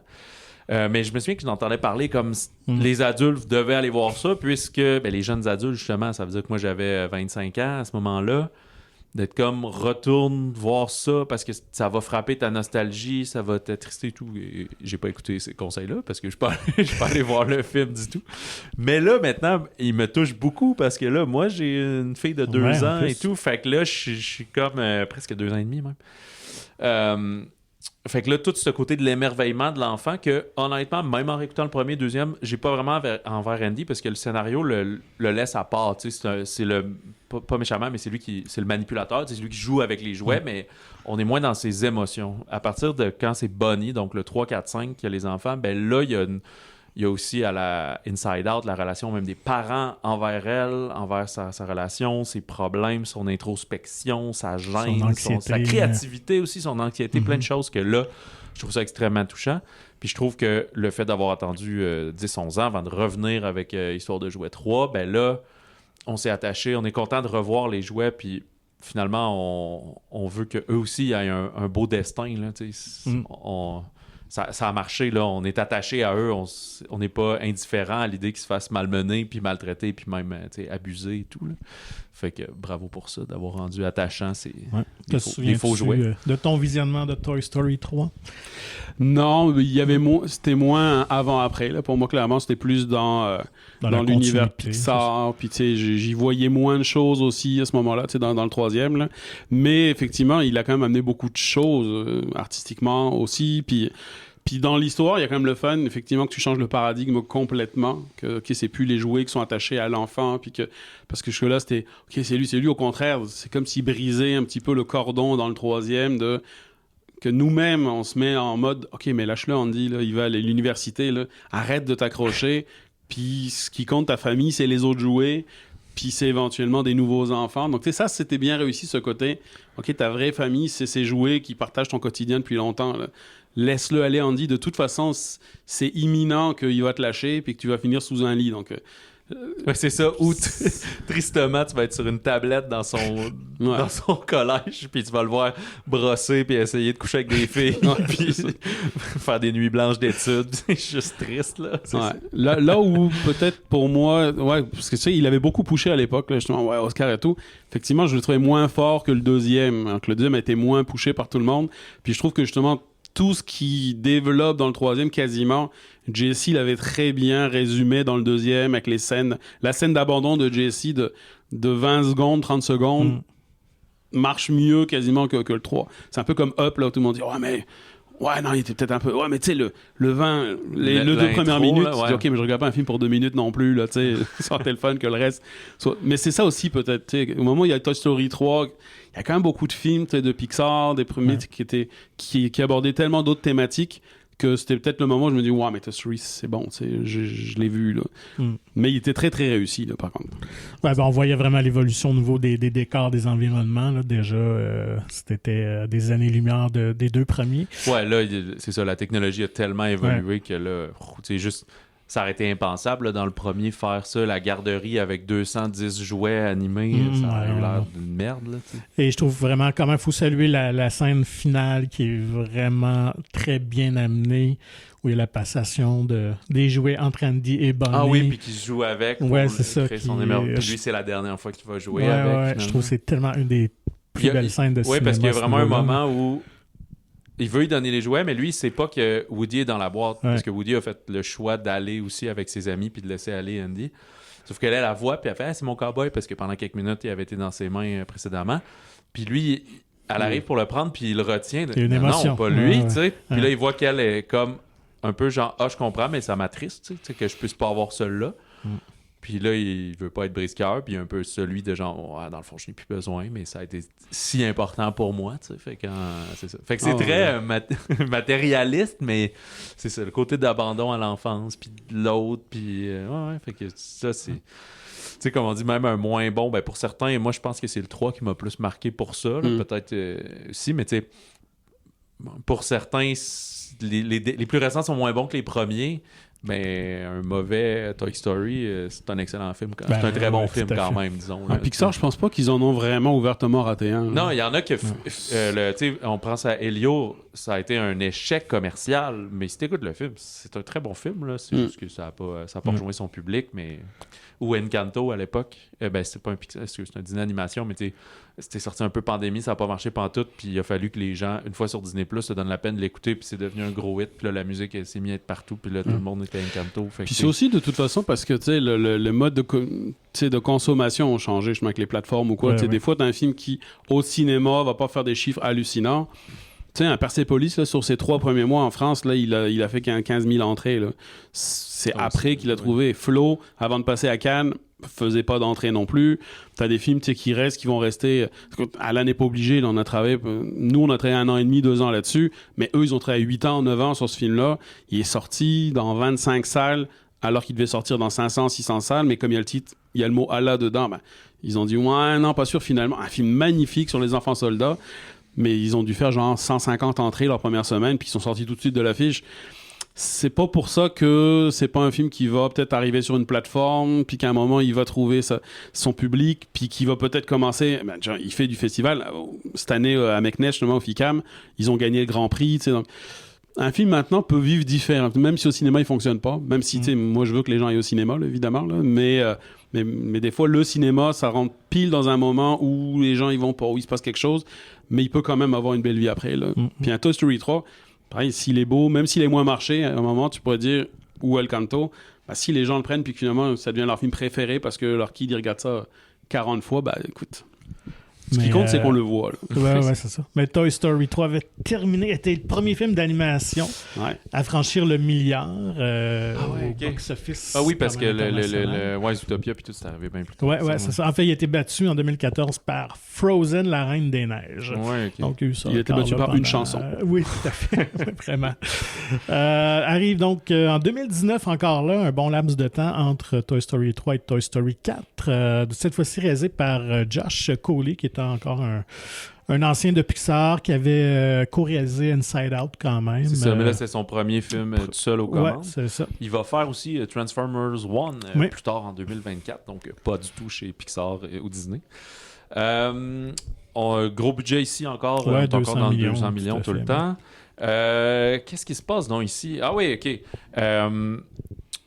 Et Woody va réaliser qu'il se fait laisser de côté parce que c'est Jesse qui devient plus populaire pour Bonnie comme Cowgirl et chef de gang. Mais tu vois que dès que les jouets s'animent, là, quand les humains quittent la pièce, ils sont comme « Hey Woody, tiens, je te redonne ton étoile. » Puis ils sont tous un peu mal à l'aise parce que pour eux, c'est leur leader. C'est le leur capitaine un peu. Mais lui est comme non, c'est correct, je comprends. Puis là, elle va commencer la maternelle. On casse les cycles. Elle finit donc la garderie. Et il va l'accompagner à sa première journée. Là. Il se glisse dans le sac à dos. Il veut vraiment s'immiscer dans sa vie, l'aider beaucoup. Woody est vraiment investi d'aider les humains. Et des fois, il se méprend puis il l'appelle Andy même. Elle est comme non, Bonnie, je voulais dire. Et elle a de la misère à se faire des amis parce qu'elle est très créative, mais très timide et refermée. Elle va créer un jouet, parce que c'est ça l'activité, cuichette, c'est ça? Comment il l'appelle? Fourchette, pardon, juste Forky, fourchette, une petite fourchette avec des cure-pipes et de la colle. Sauf que Fourchette, comme il est construit à base de vidange, il veut juste retourner à l'état de vidange et retourner dans des poubelles puis tout. Sauf que Woody voit que c'est super, ça devient le jouet préféré parce qu'elle a créé ça puis il est très important pour elle. Fait que là, en essayant de le sauver comme ça, vont se retrouver en road trip, aller dans un genre d'Expo Québec, là, une foire avec des manèges et de l'autre côté de la rue, trouver un antiquaire où il va retrouver Bobby, la fermière, la petite fermière qui n'a qu'une lampe, qui est la bergère, pardon, qui était dans la chambre de sa sœur. Puis là, on va revoir un peu son histoire à elle, quand est-ce qu'elle est partie. Et là, tranquillement, Woody va devoir voir si il reste avec ses amis, même si dans le fond, il n'est plus un jouet apprécié et qu'on joue plus avec lui, ou si peut-être la vie de freelancer et de jouet libre serait pas plus intéressante avec Beau. En étant pas trop clair, mais il y a ça dans le 4 puis 5, là, des amourettes de jouets. Ouais. J'imagine que ça représente juste se tenir par la main puis se donner un bec sec. Là. Il y a comme pas plus que ça. Aux États-Unis, Forky, c'est le coloré Tony Hale qui le fait, très populaire de Arrested Development. C'est François Bellefeuille au Québec qui prête sa voix à Fourchette. Gabi, le Némésis ici, va être une poupée géante qui a perdu son... en fait, qui n'a jamais son... Il était défectueux. Son petit ressort, là, sa petite boîte à paroles là, est défectueuse, mais elle voit que Woody en a un très beau, alors ça l'intéresse beaucoup. Duke Kaboom, qui est un ancien cascadeur, pas un ancien, c'est une figurine de cascadeur des années genre 70. Keanu Reeves fait sa voix aux États-unis. Personnage canadien. Oui, c'est ça, exactement. Et au Québec, c'est Mike Patterson. Fait que dans les deux cas, ça fonctionne très bien. Keanu Reeves qui peut bredouiller un peu de français. Là. 1, 2, 3, go! Genre. Puis Mike Patterson qui est aussi extrêmement coloré, qui est un humoriste québécois. Non, c'est un franco-ontarien. Je pense que c'est anglophone, mais qui parle français. Puis je me souviens plus si c'est de Montréal ou d'Ontario, mais à cette heure, il est à Montréal, fait de l'humour en anglais et en français. Le duo Jordan Peele et Keegan-Michael Key qui font Ducky and Bunny, une espèce de drôle de peluche de carnaval, qui c'est un petit lapin et un petit canard qui se tiennent par la main, là, qui est très justement fête foraine de... Tu sais, imbécilité de toutou. Là. Personne ne veut vraiment jouer avec ça, là, deux toutous coincés ensemble. Là, ça fait pas de sens. C'est Fayol Jean Junior et un autre habitué de voix. Et Fayol Jean et Hugolin Chevrette qui font ces voix-là. Dire que Duke Kaboom, c'est un clin d'œil à Evel Knievel pour les plus vieux qui connaissent peut-être ce personnage-là. Puis lui aussi, il va avoir son destin, c'est que finalement, c'est un jouet de merde, là, dans le fond. Là, fait que t'avais la publicité à la télé. Ah, wow! Puis ça, c'est années 70, mais des années 90 aussi. Là, moi, il n'avait des pubs de jouets. Là. Incroyable! Donne des coups de poing. Fait que là, lui, c'est comme ça, la rampe de lancement. Puis là, il peut sauter par-dessus 8 autos. Puis là, dans les faits, il crache tout. Il crache tout. Il saute même pas. Il atterrit pas sur ses roues. Fait que c'est un jouet abandonné. Fait que là, il va falloir qu'il puise en lui la force de croire qu'il est capable de faire 2-3 grands sauts importants. Donc, ce nouveau film-là avait quand même créé beaucoup de sceptiques chez les gens. Je pense que pour beaucoup, puis on est sur des forums de films. On s'attendait à ce que ça soit bouclé après la trilogie. Oui, on s'attendait à ce que ce soit la fin. Puis pour beaucoup, encore aujourd'hui, il y en a qui se privent de voir Toy Story 4 parce que pour eux, c'est comme le 3, c'est la fin parfaite. Ouais, mais il y a encore beaucoup d'émotions. Moi aussi, tu vois, quand j'ai écouté, je pensais que ça allait être le film de trop et que ça allait être pas bon. Puis en regardant sur Letterboxd, même si c'était un petit peu plus bas, je voyais que c'était comme, tu sais, je me souviens plus par cœur, mais 3.8 là, sur 5, là, c'est quand même très bon. Puis c'est ça, une couple des fois de mécontents, ou surtout amener, je pense que c'est la lassitude de voir ça qui va donner des mauvaises notes, parce qu'en tant que tel, c'est encore un très bon film. C'est juste qu'il y a de la redite, là. C'est les jouets qui doivent s'échapper, qui doivent s'immobiliser quand il y a des humains, se cacher. Mais là, de plus en plus, là... Ils sont pas barrés, les jouets. Là. Ils sont pas gênés, on s'en va partout. Ah ouais, les humains regardent à gauche, je passe derrière. Dans le 5, c'est encore plus intense. Il n'y a plus de limite, là. Ils sont toujours en mouvement. Mais moi, ça m'avait étonné, le Toy Story 4 aussi. J'avais certaines craintes, mais finalement, moi, j'ai bien embarqué. Je trouve que c'est une belle histoire. je trouve intéressant de ramener Bobby puis d'explorer tout ce pan-là entre elle et Woody. Le personnage de Bonnie aussi, je trouve que c'est vraiment un personnage plus complet qu'Andy, plus complexe aussi. Qui est intéressant. Puis on s'y attend peut-être pas, mais la fin est très touchante aussi, où on assiste à la séparation entre Buzz et Woody quand même. Woody et la gang. C'est ça. Fait que ça, moi, je m'y attendais vraiment pas. Et je trouve que c'était bien amené. C'était vraiment intéressant. Comme fin. À noter que M. Patate, du côté américain, c'est Don Rickles, en fait, qui est un humoriste qui avait fait les voix dans les 3 premiers films, qui étaient décédés parce qu'il était déjà âgé, même à l'époque du premier Toy Story.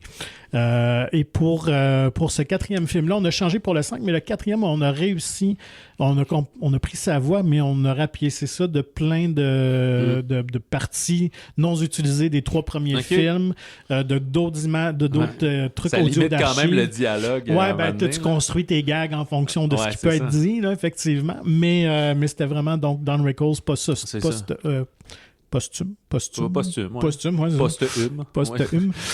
dont on a utilisé la voix.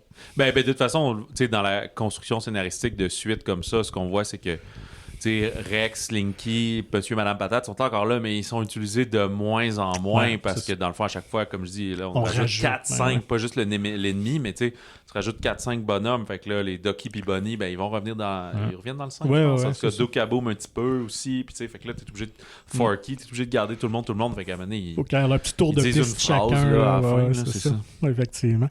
Donc, le film avait quand même récolté, encore là, à peu près les mêmes chiffres au box-office que le 3e, donc on parle d'1 milliard quand même de recettes mondiales. Un petit milliard.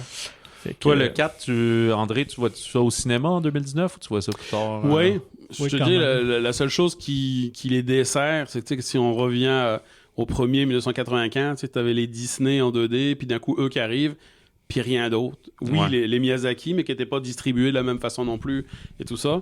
Alors que là, quand on arrive au 4, tu as les DreamWorks qui en sortent 1 ou 2 par an souvent. T'as eux-mêmes qui sont concurrence, les Pixar, les Inside Out, les trucs, les Finding Nemo, les Incroyables, les Wall-E, qui étaient incroyables en plus. C'est donc, effectivement, chaque fois que t'en as un nouveau, quand t'as un Wall-E qui sort, t'as moins le goût d'aller voir un Toy Story 4 à la base. Et pourtant, il est très bon pareil. C'est juste que t'as pas la découverte du personnage. C'est ça. Puis même d'un point de vue écriture, c'est sûr que quand t'écris, tu découvres Wall-E, il faut que tu plantes les 2 personnages principaux, l'environnement, le truc. Donc la première scène, donc tu découvres, tu rentres dans un univers. Là, t'as plus quasiment à planter personne, sauf des nouveaux petits personnages, mais qui arrivent, qui pop de nulle part. Donc, pour faire des gags la plupart du temps. Ouais, donc ça a quand même un charme, ces films où tu peux rentrer dans l'action tout de suite, puis t'es plus obligé de donner tous les codes. Même comme tu dis, tu peux jouer avec. Là. OK, le fait qu'ils freeze quand t'as des humains, OK, on le garde là, mais faut plus que ce soit central parce que sinon ça devient un boulet. Là. Donc, l'effet émerveillement est quand même moins là, c'est certain. Ouais, c'est ça. Donc après, il y a un moment, il faut que tu aies quelque chose. Là. Technologiquement, dans le cas des Toy Story, là, à partir du... le 1, c'est innovateur, puis à partir du 3, là, entre le 3 et le 5, c'est sûr qu'il y a eu des changements, puis je le sais que c'est toujours... Tu repars avec des nouveaux logiciels, des affaires, mais c'est moins visible. Là. Tu viens de plus en plus dans la finesse, puis probablement que c'est plus facile à faire, comme tu disais, avec les exemples des autres films, de séparer les os, des affaires comme ça, les cheveux de réponse, des trucs comme ça, mais... c'est le jeu vidéo qui a beaucoup poussé aussi. Ben, c'est ça, mais visuellement, pour aller voir entre 95 et 99, énorme différence. Entre 2019 et 2025, pas tant, là, visuellement. Les 2 sont sur la coche, là, tu sais. Ouais. Fait que... Ouais, c'est ça. On a moins à dire plus on avance, là, quand même. Les personnages sont le fun. Mais l'avantage de Toy Story, par contre, c'est que c'est vraiment le moment où ils commençaient à aller chercher des sportifs, des trucs pour faire des voix. Tu sais, dans Cars, dans le truc. Encore pire, Planes, ça qui était la suite de Cars. Écoute, c'était juste des sportifs, des trucs, même dans Finding Nemo, là, tu sais, version Georges Saint-Pierre dans la version québécoise. Ah ouais, je savais pas, ok. Ouais, donc c'est les personnalités de l'heure, là, un peu. Hein, au moins, dans Toy Story, comme le casting était déjà fait, c'est l'un des rares où on évitait d'avoir quelqu'un qui a rien à faire dans un studio de voix, tu sais. Donc, c'est ça. Donc c'était le fun, là, tu sais, pour ça. Puis t'as quand même plaisir à retrouver les personnages quand même, surtout qu'ils les amènent, tu sais... Bizarrement, évidemment, c'est pas le plus attachant, mais c'est celui où peut-être ils sont permis le plus de creuser un peu. Parce qu'une fois que les personnages sont vraiment bien établis, là, ils amènent peut-être une 2e, 3e couche qu'il n'y avait peut-être pas avant. Parce qu'avant, c'était, OK, Buzz, c'est son côté truc militaire, tout ça. Woody, c'est le côté plus cool. Mais là, peut-être commence un peu plus à avoir plus d'overlap sur les personnalités, sur leurs aspirations, sur le fait que c'est moins juste les esclaves d'un enfant. Là, puis que eux-mêmes, là, je mélange un peu si c'est dans le 4 ou dans le 5, mais que leur rôle dans leur fratrie change. Comme on dit, Woody qui veut encore le numéro 1, mais il n'est plus le numéro 1, fait que lui aussi il va donner les rênes à Jesse. Puis là, dans le 5, ça va jouer quand il va revenir aider, qui est comme, ouais, mais tu sais, t'es sidekick, là, t'es plus le capitaine. Là, ouais, tout à fait. Donc, allons-y avec ce Toy Story 5, justement. Est-ce qu'il aurait dû mettre des sous-titres, vous pensez, ou 2, 3, 4, 5, c'est good enough? Ouais. T'es-tu fan, toi, de Toy Story 2. Jesse's back? Non, parce que j'ai l'impression que justement, Pixar, ils ont tellement fait Anyway, on va faire de séries, donc là, on va assumer que c'est un 2, un 3, un 4. Là. Puis je sais pas, ça m'a jamais manqué de pas avoir à la Star Wars, c'est que chacun soit un film. Peut-être ça aurait permis c'est toujours une histoire de jouet, tu sais. C'est genre le titre est à propos tout le temps aussi en même temps. Mais je préfère quand même quand t'as des titres. Encore une fois, si je reviens à Dounia, pour moi, t'as la princesse d'Alep qui est son exil, la guerre, tout ça, puis le grand pays blanc, c'est ses 2 premières années. C'est le même personnage, c'est dans la continuité, mais tu sais, pour moi, jamais j'aurais appelé, OK, c'est Dounia 2, là, tu sais. Ouais, Dounia 2, le retour du père, ouais, c'est ça. Donc, non, mettre un titre, c'est le fun quand justement tu veux carrément développer carrément autre chose, là, tu sais, un peu comme ils ont fait plus sur les Shrek, avec le chapeauté, le truc, c'est à force, tu sais même plus si c'est, OK, est-ce que c'est une suite ou est-ce que c'est vraiment juste un film carrément à part, puis c'est bien correct de même, là, tu sais. Ça, d'ailleurs, ils ont fait des jeux vidéo, ils ont fait une série de Buzz, je pense, une série télé, autour du 2, avant le 2 ou avant le 3. Il y a eu une série télé, sûrement sur Disney+, pas Disney+, mais Disney Channel. Elles ont moins marché, leur série. Hein. Ben non, c'est ça. Kung Fu Panda compagnie aussi, ils ont fait de la série là-dessus, le truc, puis c'est rare que les gens la consomment en disant « Ah, j'adore, donc je vais regarder la série ». Je connais très peu de gens qui les ont vues, ces séries-là. Là. Ouais. Quand on était jeunes, les petites sirènes Aladdin, pas le Roi Lion, par exemple, ça avait des séries télé, puis ça jouait le samedi matin, puis je me souviens d'avoir écouté ça. Mais on dirait que ça c'est peut-être perdu un peu, ou là, c'est juste parce que nous, on le consomme pas, puis on le voit pas, là, mais il y a tellement de séries d'animation jeunesse que là, les dérivés de... Vous avez fait des courts-métrages avec les petits aliens, ça, ouais. Ouais, c'est vrai. Fait que, en tout cas, bref. Fait que non, il n'y a jamais eu de film. Ils ont dû dire, tu sais, comme tous les jouets se tiennent ensemble, il faudrait créer quasiment un nouveau jouet pour faire juste... Il a fallu, je sais pas, là, qu'il fasse un film sur l'auto-téléguidé, là. Buzz, il a eu son film, là. Ouais, c'est ça. Et ça a été un échec. Mais là, c'est parce qu'ils ont pris un autre angle complètement, là. C'est ça. Ouais. L'idée était bonne, mais je pense que les gens n'étaient pas intéressés par, tout simplement, parce que le personnage était tellement fort dans ce qu'il est originalement. Ouais, en jouet, que finalement, ça n'intéressait pas de voir l'humain qui aurait inspiré le jouet. Ouais. Puis... Ou le film, en fait, c'est ça. Ouais, c'est ça. Puis là, en même temps, c'est un bon film. Lightyear, il comble un peu la même chose, c'est-à-dire que c'est une porte d'entrée à la science-fiction. C'est plein de clins d'œil, comme on disait des premiers, aux films de science-fiction. Même, il l'accuse maintenant. Le Je suis ton père, là, il y a ça là-dedans.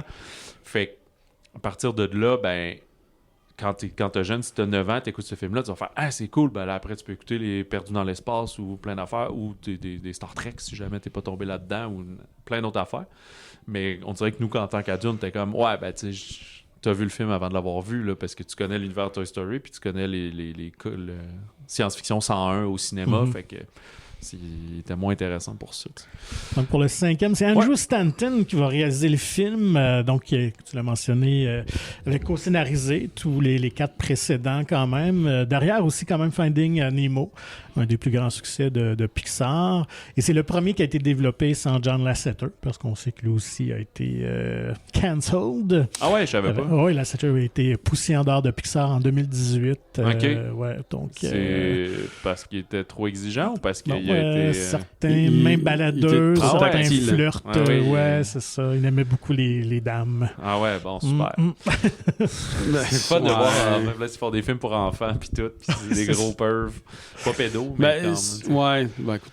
Mais je veux dire, des fois, il y a on va pas le défendre parce qu'il n'y a rien de défendable truc, mais c'est pas des affaires de viol, le truc pour l'instant non plus là-dessus. Il faisait des câlins, des hugs à tout le monde, mais c'est un milieu où ça se hug beaucoup quand même entre réel, le truc, les comédiens, les ci, les ça. Donc après, où est-ce que tu mets la barre? Où est-ce que tu mets... parce que lui a toujours été comme ça. Apparemment, il vient des gens, il prend des hugs, il est toujours en chemise hawaïenne. C'est un personnage, là. Okay. Après, c'est ça. Il y a un moment où il faut que tu comprennes que les codes ont changé. Puis que donc là, c'est ça. Mais il a été repoussé. Mais il a été quand même partiellement réhabilité à un moment aussi, quand même. C'est un studio rival qui est allé chercher pour un film. C'était pas DreamWorks, c'était Sony ou Blue Sky ou peut-être même une nouvelle entité, je me rappelle pas. Mais peut-être que quand ils ont racheté Blue Sky, à un moment, ils l'ont intégré vers là, avant de la fermer, les pauvres. Je sais qu'il avait été derrière un film d'animation, mais que ça n'avait pas fonctionné, puis on a comme plus entendu parler. Spy machin avec Tom Holland. Écoute, je me rappelle vraiment pas. Mais toi, justement, toi qui fréquentes ce milieu-là depuis longtemps, j'imagine que tu as croisé des gens qui ont travaillé avec lui ou sinon qui l'ont croisé. Nonobstant tout ce qui s'est passé, comment il était justement comme créateur? Avait-il vraiment ce talent-là, cette vision-là? Comment il était, John Lasseter? Ouais, c'est un peu ce qu'on disait tout à l'heure. Tu sais, j'ai travaillé en jeu vidéo et en animation, donc j'ai pu comparer les deux. T'as moins le phénomène en animation quand même de la superstar. Tu sais, en jeu vidéo, des fois, le game designer, parce qu'il a fait un gros jeu, ça devient genre le gars, le truc, là, des boîtes, c'est comme lui. Il y a eu des tonnes de problèmes, parce que là, c'est vraiment très anxiogène. Animation, honnêtement, je l'ai beaucoup moins vécu. Des fois, t'as des trucs d'ego, de trucs, mais quand t'arrives à te mettre dans des bonnes équipes, une bonne synergie, avec du respect, c'est un très bel univers quand même. C'est des bonnes personnes. Je veux dire, quand tu fais du festival, tu te poses avec les réals, t'es une semaine avec des Claude Barras, des trucs, des Michel Oslo, sans aucune hiérarchie. Il y a pas de... C'est vraiment comme... On est tous des animateurs à la base, on aime que les choses bougent, puis tu tombes sur un Guillermo del Toro, ça va être la même chose. Je sais pas, il y a un rapport à l'enfance aussi qui fait que... Écoute, il y a une anecdote que je raconte que j'ai vraiment l'air d'un cave quand je raconte ça, là, où j'ai parlé pendant 1h30 à Coppola. Ah oui, OK. Mais sans le savoir du tout. Ce qui fait que du coup, il n'y avait pas du tout de fait de... c'est parce Olafrida avait été pris au Festival de Morelia, qui est un festival hyper prestigieux au Mexique, qui font que du live action, que du film mexicain, pas d'animation. Donc, à la base, on n'avait rien à faire là, mais on s'était dit, OK, mais c'est parce que c'est notre première, on allait faire notre première à la Casa Azul, donc c'est sûr que c'est pour ça qu'ils nous ont pris, mais ça va être genre le matin à 10h sur la place publique, gratuit pour les enfants. Dans ma tête, j'y allais vraiment en touriste en disant... Bon. Mais finalement, on arrive, c'était super adorable, super bien reçu, on était considéré comme tous les autres réals qui étaient là, puis c'est un festival vraiment prestigieux. Puis il y avait une espèce de terrasse en haut de la ville là, qui donne sur la place où tu peux aller manger 24 heures sur 24, tu vas, tu manges, c'est payé par le festival, tu te poses. J'arrive à un moment, tu sais, vraiment milieu de la journée, ma séance a été 2 heures plus tard, il y avait personne. Puis je vais me poser pour prendre un cocktail, je me mets à manger, puis un monsieur qui vient à côté, petite chemise, vieux monsieur, cheveux blancs, tu sais, des trucs. Puis tu sais, tout le monde parlait juste évidemment mexicain, là, on est à Morelia, puis là, il commence à me parler en anglais, je dis « Ah ben c'est cool ». Puis il commence à me parler du président du festival. Il me dit « Ah, je sais pas si tu le connais, tu sais, le gars, il possède 40 000 salles de cinéma, et tout, ce truc. » Il commence à me parler du festival, il me dit « Ah, ton film, il va être dans telle salle. Hey, c'est la plus vieille salle de Morelia. » Le gars, il commence à me raconter une d'anecdotes. Dans ma tête, c'est un bénévole du festival qui venait me voir, il avait un petit truc. Puis il commence à me jaser, mais tellement whaling truc, tu sais, complètement hors contexte. Et puis on se met à parler justement de Morelia, du festival, du Mexique, de Mexico. Je commence à lui expliquer, OK, il y a un an, quand on a rencontré la famille de Frida. Tu sais, pour moi, je parlais avec quelqu'un d'hyper sympathique, là, puis c'est ça, au bout d'1 heure, là, du coup, il se présente. Il dit, ah ouais, Francis... Puis moi, j'avais rien lu sur le festival, c'est le président du jury, là. Okay. Puis c'est ça, je sais pendant 1 heure. Est-ce qu'à ce moment-là, tu l'as accusé comme genre, ah, je savais même pas que c'était toi? Non, parce qu'honnêtement, si quelqu'un s'assoit puis qu'on dit, ah, c'est Francis Ford Coppola, tu vas juste geler puis pas dire un mot puis juste poser des questions sur ses films. Ouais. Alors que là, je pense que quand t'es complètement hors contexte, que tu t'attends pas à voir quelqu'un, puis il y a quelques réals, évidemment, tu sais, que tu reconnais parce que tu connais leur face, les Spielberg, les trucs, mais t'en as beaucoup, surtout quand ça fait 25 ans que t'as pas vu une photo. Honnêtement, tu sais, hors contexte, sans qu'on te dise, sans que tu sais, il est dans la ville. Jamais tu vas t'imaginer. Puis lui, c'est parti de ça. Honnêtement, je connaissais très peu sa face. Là. Mais non, c'était génial parce qu'honnêtement, j'aurais figé complètement. J'aurais pas parlé pendant 1 heure de la pluie et du beau temps. À quel point la ville était belle. Là, tu aurais juste posé des questions sur le parrain. Non, j'en voulais zéro, au contraire. Là. Donc, ça pour dire, c'est un monde où, parce que c'est dans l'animation, c'est ça, t'as une sorte de... Ce qu'il n'y a pas sur les plateaux de cinéma, j'ai fait juste un court-métrage en live-action avec Parallax, le boîte à savon. Puis en ce temps que c'est relax, là, c'est Jimmy Pettigrew, ces trucs, c'est génial. Puis déjà, je trouvais ça tellement plus hiérarchique que ça. Puis j'ai fait des plateaux de tournage en France, puis là, c'est l'enfer. Là, tu sais, que chacun a son rôle dans la vie, là, tu sais, dans la chaîne d'évolution, tu sais, qu'il n'y a pas en anime. En anime, tu te poses avec tes animateurs, tes trucs, t'es si, le réal, le gars qui fait la musique, tu sais, c'est... Puis t'arrives en festival, c'est pareil. Donc, ce genre de personnes, même tu croises quelqu'un, tu croises l'équipe de Flow là, dans un festival, tu leur parles comme si c'était quelqu'un qui a fait un court-métrage. Là. Que le gars, il gagne un Oscar, qu'il gagne pas un Oscar, ça change rien. Là. Au FICAM, cette année, j'étais avec Hugo Bienvenu, là, c'est vraiment très Welling. Puis je pense que lui a ça, mais il y a un côté très hug quand même. Effectivement, on a tendance à se faire beaucoup de câlins en animation, parce qu'il y a un petit côté enfance qui fait qu'à un moment, tu dis non. Puis c'était pas de tout le monde, là, tu sais. Excuse juste parce que c'est quoi dans le film cette année de Hugo Bienvenu? Là? C'était super. Arco. Arco, ouais, c'est ça. C'était cool, ça. Juste pour finir sur John Lasseter. Lasseter, pardon. Il était producteur chez Skydance Animation pour Spellbound, qui est sorti en 2024, mais direct sur Netflix, je pense. Okay. Acheté. Fait que c'était ça son dernier truc.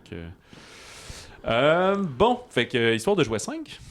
Qu'est-ce qui se passe ici? Bonnie a de la difficulté à se faire des amis. Il y a des petits amis l'autre bord de la rue. Elle est très gênée, très introvertie. À chaque fois, elle frise, puis gèle, puis ben de la misère à sortir de sa coquille.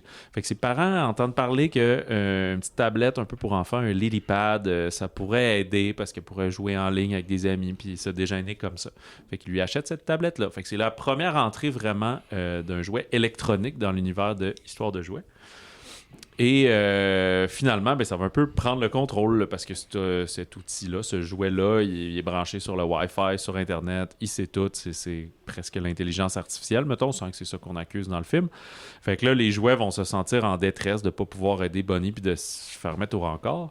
Et un peu en même temps, Jessie, elle va parce qu'elle se perd puis qu'elle a sa vieille adresse sur elle de justement son fameux flashback d'abandon de cette Emily-là, se retrouver dans cette vieille maison-là, qu'on comprend que finalement, tout l'univers des 5 films quand même assez proche. Là. Les jouets ne traversent pas les États-Unis d'Amérique. Là, le ranch est un petit peu plus loin, mais quand même dans la même ville.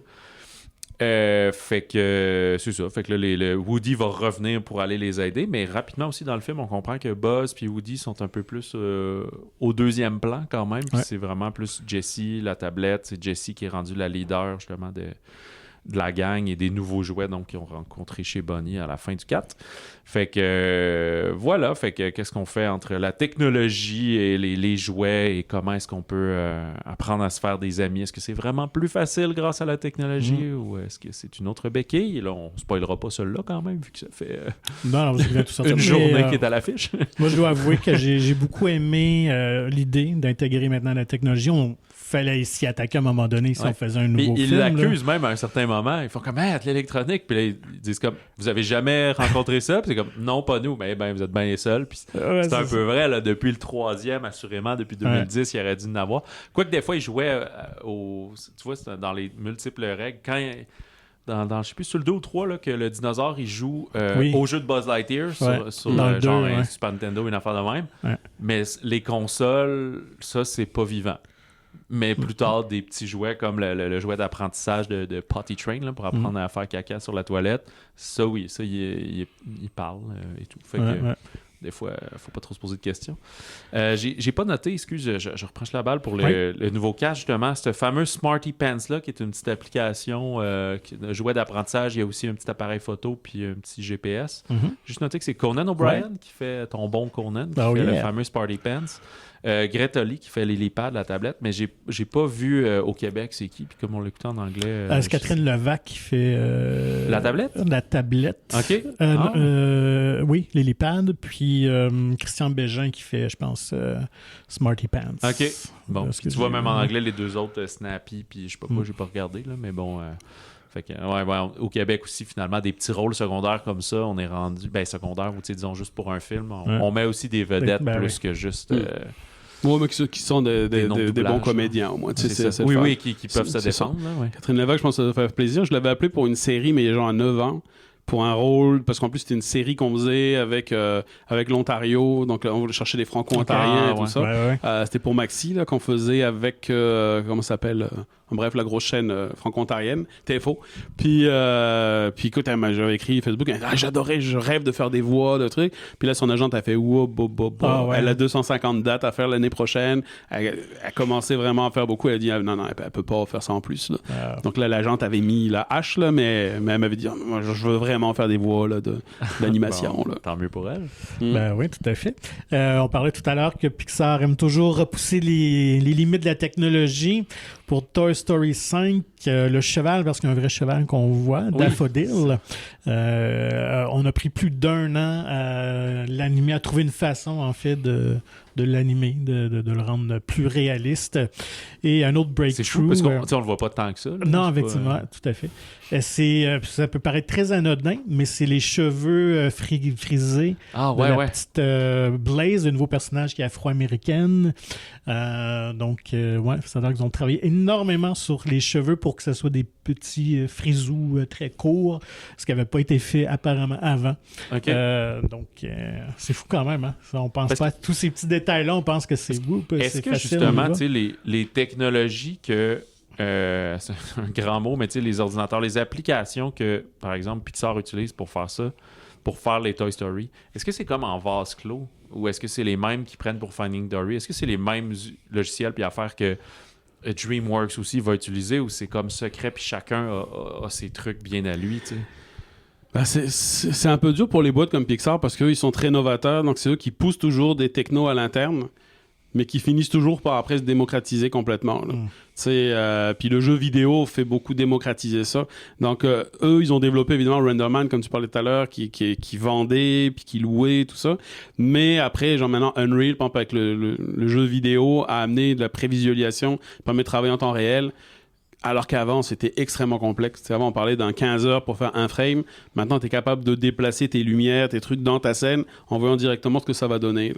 Donc, eux, ils essaient toujours, mais plus par défi, de continuer à se donner toujours des nouveaux défis pour, OK, là, on va essayer de pousser plus loin les cheveux, les trucs là-ci, parce qu'avant, tu trouves toujours des raccourcis. Tu sais, les cheveux, ça a toujours été un problème, de ça en 3D, mais tu sais, souvent, tu travailles avec des mèches, avec des trucs, avec la texture et du bump map. Là, tu vas dire, non, là, on va faire vraiment des cheveux, puis on va mettre un système pour que le vent, il fonctionne vraiment dedans, puis on va pas l'animer, ça va être de la vraie physique. Donc, c'est un peu des défis qui se rajoutent aussi pour pousser, mais c'est grâce à des boîtes comme ça que chaque fois après ça, eux ils poussent, mais c'est super ingrat parce qu'ils poussent ça pendant des années, puis après une fois que tu as trouvé la solution, une fois que la solution est là, la répliquer c'est plus facile. Donc après ça, souvent, eux travaillent là, puis ils arrivent à ça, puis après pendant ce temps, les 2 dernières années, la techno a évolué, eux ce qu'ils ont mis des années à développer, finalement, maintenant, tu le fais, mais en jeu, c'était la même chose. On se faisait des outils à l'interne chez Frima, on les développait pendant 5 ans, 6 ans, 7 ans, puis Unity faisait un plugin qui faisait la même chose, mieux, souvent, des fois basé sur la techno que toi-même t'avais fait, mais parce qu'il s'est inspiré de ça. Puis... Donc, t'as toujours des studios novateurs qui poussent. Fait que ceux qui ont les poches creuses font l'avancement pour toutes les autres un peu, finalement. Puis t'as un Blender là, qui maintenant va démocratiser encore plus. Flow a été fait dans Blender, c'est un logiciel totalement gratuit. C'est vraiment la communauté qui crée des outils, qui fait des plugins, puis qui le développe. Puis de plus en plus, l'industrie va vers ça. Donc là, au moins, ça réduit beaucoup les frais. Puis ça permet à des studios peut-être moins gros de commencer à y aller uniquement sur le créatif, de pas être bloqué par le fait qu'une licence Maya, ça va être genre $6,000 et puis avec fois 400 animateurs, là, ça monte vite. Là. Alors que là, Blender change totalement la donne. C'est ça, parce que j'avais entendu aussi, puis tu vas me le confirmer, que justement, on se dit « Ah, ben là, le 4, ça fait pas si longtemps, ils ont dû reprendre les mêmes bonhommes. » Est-ce que, ben non, les logiciels ont tellement changé qu'il faut que tu refasses tes squelettes, refasses tes autres trucs dans le nouveau logiciel. Là, on repart... tout le temps, ben pas à zéro parce que ta Bible ton personnage est connu. Oui, au moins le personnage est établi. Ce qui est très long d'établir un personnage. Tu fais pas juste comme basiquement dire enregistrer sous puis l'ouvrir dans le nouveau. Tu pourrais, tu sais, il pourrait se dire ok, on va pas réinventer la roue, on va rester dans le même univers parce que oui, ça change, mais pas tant que ça. Tu sais, puis tu sais, le cheval, ils auraient pu le faire avec le même système que dans d'autres jeux ou dans d'autres films. C'est parce qu'il y a aussi ce plaisir de faire. C'est la raison pour laquelle on va pas se lancer dans le débat IA ou pas IA. Nous, on est 0 IA, mais que certains l'utilisent, c'est une chose. Mais la raison pour laquelle nous, on l'utilisera jamais, puis que je pense que beaucoup de gens l'utiliseront pas, c'est parce que ce qui fait plaisir, c'est le processus. C'est d'apprendre, c'est d'essayer, c'est de le faire, c'est d'y arriver. C'est pas c'est pas d'avoir ton résultat final avec le moins d'efforts possible, c'est l'effort qui rend ça le fun. Parce qu'à la fin, quand ils ont vu leur cheval animé, même si c'était... Puis je suis presque sûr que dans le script original, il devait y avoir peut-être plus de shots avec ce cheval-là. Peut-être que c'est lui qui devait les amener, peut-être qu'à la fin, c'est lui qui devait... Mais qu'à bout de ligne, ils ont fait non, c'est trop complexe, on n'y arrivera pas, là. Puis qu'ils en ont enlevé, mais peu importe, parce qu'ils voient les shots avec leur cheval, ils sont fiers, puis anyway, ils vont s'en resservir pour d'autres choses, puis il y a plein de jeux qui vont sûrement utiliser cette techno maintenant pour l'utiliser différemment. Donc, c'est comme ça que tout évolue, là, avec ce genre de défi, là. Et tu parlais justement qu'on réutilise pas ces vieux fichiers-là. C'est arrivé pour le Toy Story 3, j'avais lu là-dessus justement. Tellement qu'il y a un gros laps de temps entre 99 et 2010. Donc, ils ne pouvaient même plus accéder aux fichiers. Tout était trop désuet. Vraiment. Fait que c'est une des raisons aussi pourquoi ça a coûté cher, parce qu'il fallait tout repartir de zéro. Là, vraiment. Mais c'est vrai que quand tu as des budgets de 200 millions, tu te poses moins la question. Oui, tout à fait. 200, 220, c'est quoi la différence? Nous, avec des budgets de 750 000, je t'assure que Dunia 2, là, les rigs, on les a réutilisés pas mal. C'est ça. Dans le film, première fois qu'on utilise, après toutes ces années, parce que la plupart des films, pas tous, mais commencent avec une grosse séquence d'action qui est en fait un jeu. Tu sais, l'enfant qui joue à un jeu, il y en a un qui c'est vraiment le jeu vidéo de Buzz. Puis là, pour la première fois, le style d'animation change quand les jouets sont en train d'être utilisés, peut-être sont dans une simulation, mais dans un jeu. Et là, on le sent vraiment. Là, ça, c'est le style, une espèce de néo-rétro. Là. On revient à du dessin par image, mais fait avec les technologies d'aujourd'hui. Très justement, comme on l'a nommé plein de fois, Spider-Man. Il y a eu le dernier Chaboté, en tout cas. Qui utilisait ça. Fait que c'est quoi ton take, ton 2 cents là-dessus, André? Est-ce que c'est un style que tu apprécies de base, justement, comme le Spider-Man, les Ninja Turtles? Ah non, c'est super beau, là. Mais tu sais, justement, en parlant de Spider-Verse, eux, ils ont pas créé ce style-là tout seul, mais tu sais, c'est eux qui l'ont poussé le plus. Arcane, je veux dire, l'a fait énormément aussi, avec des nouvelles technos, des nouveaux shaders, mais après, ça devient un peu, justement, quand on fait un shader, puis une fois qu'on sait comment l'utiliser, rendre le 3D, parce que derrière, ça reste le même 3D, là. C'est des personnages 3D, c'est juste la façon de rendre avec un côté pastel et tout ça. C'est sûr qu'en ce moment, tout le monde se sent l'envie de se faire sa petite scène. Mais c'est pas forcément toujours un truc marketing. Des fois, c'est juste l'équipe, tout simplement, qui dit, nous aussi, on veut le faire. Tu sais, stop motion, ça revient full à la mode. Il y a de plus en plus de films. Nous aussi, des fois, on se dit, OK, dans notre prochain film, à un moment, si on a une petite séquence où on peut juste aller, on prend notre salle là de visionnement, puis pendant 1 an, ça devient notre salle de stop motion, puis on va aller sur des séquences. Tu le fais, mais juste pour le plaisir de le faire aussi. Ouais, comme tu as dit, avec faire avancer la technique, de relever un défi, puis de pas être juste dans la machine à saucisses. Moi, je trouve ça super. Dans le film, je trouve ça vraiment beau. Je trouve que ça casse bien dans le jeu. Puis ça aurait peut-être gagné à l'avoir un peu plus auparavant, mais peut-être que justement, les derniers scénarios n'avaient pas cette fenêtre-là. Tandis que là, c'est ça l'enjeu, c'est que l'enfant... Bonnie a encore envie de jouer, mais elle rencontre des amis qui ont grandi plus vite, puis qui sont comme « Ah, t'as encore des jouets puis des poupées, puis c'est pas cool. » Fait qu'il y a beaucoup ce côté-là. Donc, c'est un des films qui revient. Il y a justement 2-3 séquences comme ça de jeux, puis c'est des jeux de petites filles de mariage, mais qui finit avec une bombe, puis plein d'affaires. Fait que je trouve ça super. Je trouve ça comme... Il y a une espèce de retour aux racines, parce que là, le film pourrait juste s'éloigner. Puis c'est sûr qu'il va y avoir une place à un 6, puis à un 7, puis à un 8, là, comme on dit, là. Ils ont l'air d'être sur un cheval de tous les 5 ans, là, à peu près. Là. Ouais, la question qu'on va se poser, parce qu'on a parlé un petit peu là, après c'est une autre passation à un autre enfant, là, éventuellement. Ouais, là, mais c'est surtout les comédiens principaux qui vieillissent, et là, on le sent quand même. Ouais, Joan Cusack aussi. Joan Cusack, oui, là, ça paraît que c'est une madame en soixantaine ou près, là. Puis même temps, même que c'était Marlène aussi, le registre, c'est pas tout à fait pareil. Même si on a intégré une tablette et tout, on n'a pas, il n'y a pas un nouveau jouet jeune, là. C'est de l'électronique, puis il faudrait que ça soit un nouveau buzz, dans le sens un nouveau jeu qui serait d'une nouvelle franchise dans cet univers-là, puis là, mais là, comment l'histoire serait intéressante et tout. Mais moi, ce que je demande, c'est si jamais on décide de procéder à un nouveau, est-ce que les comédiens seraient prêts? Est-ce qu'on module leur voix? Est-ce qu'on joue dans le pitch et tout ça? Là, puis ça amène toute la question de... Quand ils ont fait justement dîner le Indiana Jones 5, là, qu'il a coûté une fortune pour rajeunir Harrison Ford, mais qu'il a la voix d'un papy au travers, même si on y met une jeunesse éternelle dans son image. Ça va être des questions qu'Hollywood vont devoir se poser. Qu'est-ce qu'on fait quand on ramène des personnages comme ça, plus jeunes, des acteurs avec leur voix plus jeune, mais qui sont pas aujourd'hui. C'est là que l'AI, tu sais, est pas totalement à enlever, mais tant que ça reste un outil, justement. Ouais, Comme on dit, tu sais, je veux dire, c'est si à un moment, John Cusack a dit, ben non, mais moi je veux faire le rôle, mais effectivement, ça fait moins de sens. Donc on dit, ouais, mais là, parce qu'avant, tu sais, on utilisait déjà des plugins. Puis, tu sais, j'étais technicien de studio en musique. Tu sais, des plugins, on a toujours utilisé, mais c'était des outils. Tu sais, OK, pour pitcher la voix, pour truc, pour ci, ou tu sais, des pédales en guitare, t'en utilises, c'est un outil. Donc, c'est un moment, un comédien, tu lui dis, OK, ton perso, là, il est un peu plus jeune, est-ce que ça te dérange? On lui fait écouter, OK, ma voix, ça donne ça. Puis quand il va jouer, il va en tenir compte. Il va dire, OK, il faut que je sois un petit peu plus rapide. Tu sais, je pense que ça dérangerait très peu de monde parce que ça prend la job à personne. Si on disait, non, c'est ça, où on confie le nouveau Jesse à un nouveau personnage qui va être capable de faire 3, 4, 5 films et c'est le temps de changer le... OK, là, on pourrait dire, ben non, mais rendu là, tu sais, prends quelqu'un d'autre. Mais si on lui dit, ben non, c'est avec toi qu'on va le faire, mais c'est juste que ta voix fait plus de sens, donc là, on va modifier, mais c'est quand même toi qui joues derrière. C'est ça. Là, la différence, c'est qu'ils vont avoir tendance maintenant à le faire. OK, ça te dérange pas si on prend tes techs, on met ta voix. Pas, t'as pas besoin. Là, il va dire, ben non. Là, je comprends que le comédien, et j'espère qu'ils vont tous faire, non. Si tu m'enlèves la performance, partant de là, pourquoi je te laisserai ma voix? C'est ça. Et surtout si je l'entends, puis qu'elle est pas bonne.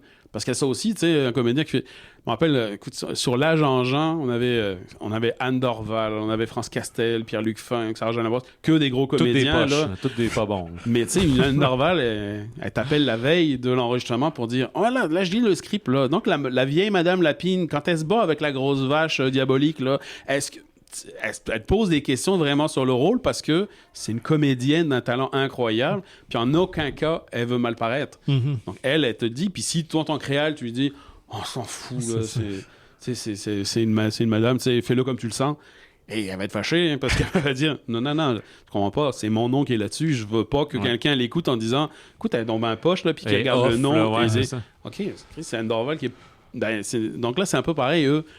Je pense que les AI, du moment où tu dis c'est comme un plugin, puis ça va aider, on peut te faire plus jeune, plus truc. OK, génial. Ou si à un moment il y a un cri à faire, puis parce que ça pète la voix en studio, qu'on dit écoute là, le hurlement que tu es censé faire, si tu veux, on peut le faire avec AI. On dit écoute, merci, c'est cool. Maintenant, si on lui dit reste chez vous, on va utiliser ta voix, puis on va faire des nouveaux épisodes, j'espère que toute la communauté de comédiens va se lever en disant c'est hors de question, là. Ouais, comme c'était qui les récemment qu'on a entendu là, qui avaient vendu leur voix pour toujours là? Tom Hanks l'a fait, je pense. L'as-tu fait? Je sais que James Earl Jones le fait avant de décéder, entre autres. Mais c'est sûr qu'il y a un côté de legs familial, de genre utiliser ma voix, mais donner l'argent à ma famille, c'est une chose. Là. Je pense que là, on est. Ben, en fait, chez les grosses boîtes de production comme ça, on n'irait jamais, je pense, voler. La voix sans l'autorisation, parce que là, t'aurais des retours, mais plein de petits studios puis d'affaires, puis sur Internet, c'est ça qu'on voit, là, n'importe qui peut bisouner. Au niveau de l'image, c'est Val Kilmer qui le fait, parce qu'il va apparaître dans un film où il est complètement créé de façon numérique là, par l'intelligence artificielle. Je pensais qu'il allait dire complètement nu. Donc... non, il peut pas être dans Maverick 3, là, ça, Top Gun 3, non, il est décédé dans le 10. Ouais, c'est ça, il avait décédé dans le film. Moi qu'ils prennent pour faire des flashbacks. On peut voir la bande-annonce, c'est sorti de ce film-là. Je me rappelle plus du titre, c'était un peu fréquent quand même. Ça va, moi je défends jamais contre l'IA en disant ouais mais ça se voit parce que dans 6 mois ça se verra plus, il progresse tellement vite. Mais c'est surtout pourquoi, il y en a tellement des comédiens, pourquoi tu vas...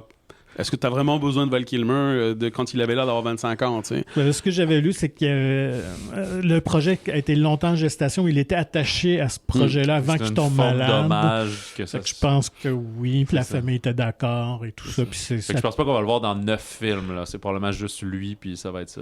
Ouais, c'est ça. Je pense oui, c'est comme dans Star Wars, le fait qu'ils utilisent des modèles 3D, des personnages. Dans Terminator, quand ils ont fait revenir Schwarzenegger jeune... Là, ça faisait totalement du sens d'un point de vue de l'histoire. Si tu mets un jeune comédien pour jouer Schwarzenegger, alors qu'il est lui-même vieux dans le film, fait OK, là, ça devient bizarre ton affaire. Ouais, c'est ça. Fait que, est-ce qu'on a fait le tour des favoris? Toi, t'as dit c'est le 2, ton favori, Patrick? Moi, si je vais mon classement... Ah ouais, OK. Regarde, je vais y aller premier, le 2, pour moi. Puis j'aime ce côté-là de l'aventure de toute la bande ensemble, en bonne partie, en tout cas. Là, je trouve que tous les personnages secondaires avaient la chance de briller, dont Rex, que moi, j'adore beaucoup. Ensuite, pour le deuxième, écoute, je vais aller une petite coche avec le premier, là, parce que c'était l'original. Ouais, je comprends. Mais le 3 est pas loin derrière, là, que j'ai beaucoup affectionné. Je mettrais 4e, 5e. Justement, je trouve que avec l'approche de la technologie, tout ça, des tablettes, rafraîchit plus, apporte plus, en fait, je trouve, à l'univers que le 4e, qui est vraiment plus comme un side quest, un peu l'impression. Tout ça qui était vraiment bien, ceci dit, mais je pense que c'est peut-être entre les 5 un petit peu plus faible. Ils ont quand autres, même là. tous des gros payoffs. Justement, ouais. très émotifs, les fins de film et tout. Fait que ça finit toujours très bien. Ouais. T'as raison. Je sais pas si c'est peut-être aussi, hein, on prêche notre paroisse, l'effet grand écran, parce que là, dans tout ça, il y a juste le 5 qu'on a vu au cinéma. Puis les blagues ont plus fait mouche avec moi. J'ai trouvé plus drôle que, mettons, le 4 puis 3, peut-être, parce que je les écoutais chez moi. Fait que là, même si on était intimiste dans la salle, je trouvais... Ben, le 3 est en général un peu moins drôle, un peu plus intense, un peu plus sombre, je trouve, par la thématique. Ouais. Mais à partir du 4, là, c'est justement les petits duos, comme on disait, là, Ducky, Bucky, là, je sais plus trop, puis là, pas mal trop. J'aurais de la difficulté à les classer à ce point-là, parce qu'on dirait que c'est... Parce que je les ai tous écoutés tellement proches, c'est comme tout un tout quand même. Mais je pense que ça ressemblerait à toi, mais je suis peut-être sur le 3, justement. Émotivement, c'est lui qui m'a touché le plus. Fait que je suis peut-être sur 3, 2, 1, 5, 4, là, quelque chose comme ça. Mais c'est pas des grosses marches, là. Non, c'est très proche, là, comme on répète. Là, même les moins bons, c'est du 3 étoiles et demi sur 5. Puis, fait que, c'est pas des fiascos. Toi, André, es-tu capable... C'est le 1 ton favori à ce moment-là, toi? Non, même pas. Écoute, je pense le 5e, parce que finir par le décès d'un enfant, c'est une blague. Je spoil pas. C'est ça.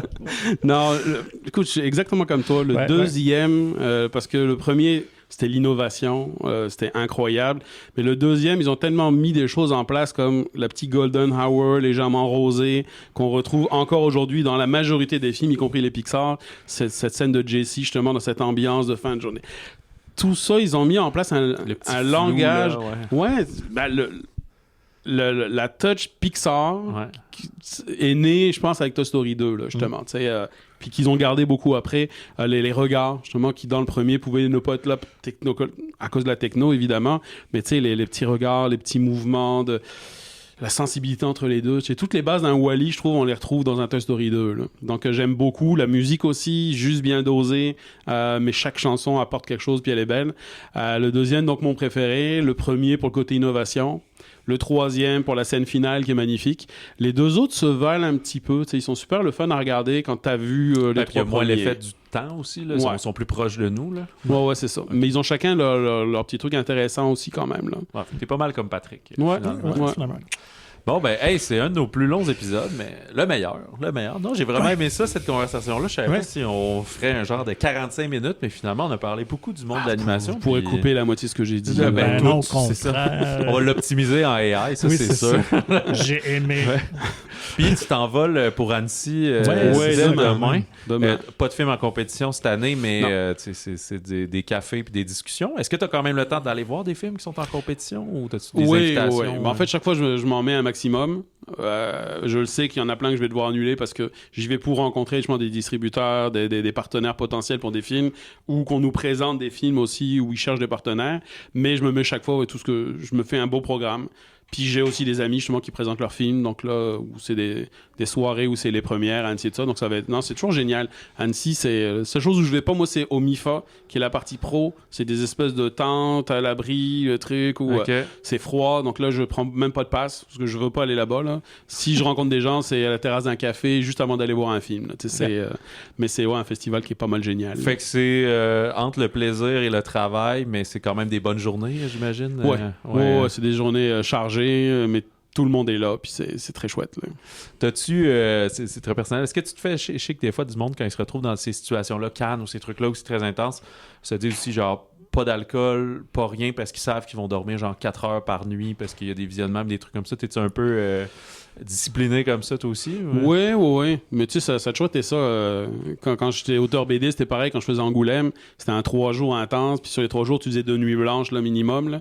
Donc, t'essayais quand même de rester à peu près correct au début. Parce que tu sais que sinon, à la fin, tu finissais pas le festival. C'est ça. Là. Donc, non, Annecy, oui. Puis, parce que comme je dis, c'est quand même un monde qui est très bon enfant, puis tu y vas pas pour que les gens te voient sous à 3h du matin sur la place, nu dans une fontaine. T'essaies de garder des bons rapports parce que tu essaies de voir avec qui tu vas avoir une belle synergie. On essaie de travailler beaucoup dans un respect mutuel.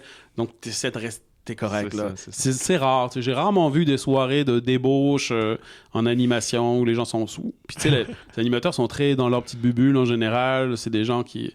T'sais, on collabore tous ensemble sur des beaux projets en étant chacun dans notre bulle créative, là, donc c'est très correct. De toute façon, il y a des super belles fontaines à Québec si tu veux faire ça plus tard à ton retour. Je suis là tous les samedis soirs, Fontaine Tourny. Oui, c'est ça. Venez jaser à l'animation avec moi. C'est ça, à la fermeture des bars, là, à la fontaine de Tourny, là, on peut retrouver André. Merci André. Hey, merci, c'était vraiment intéressant comme discussion.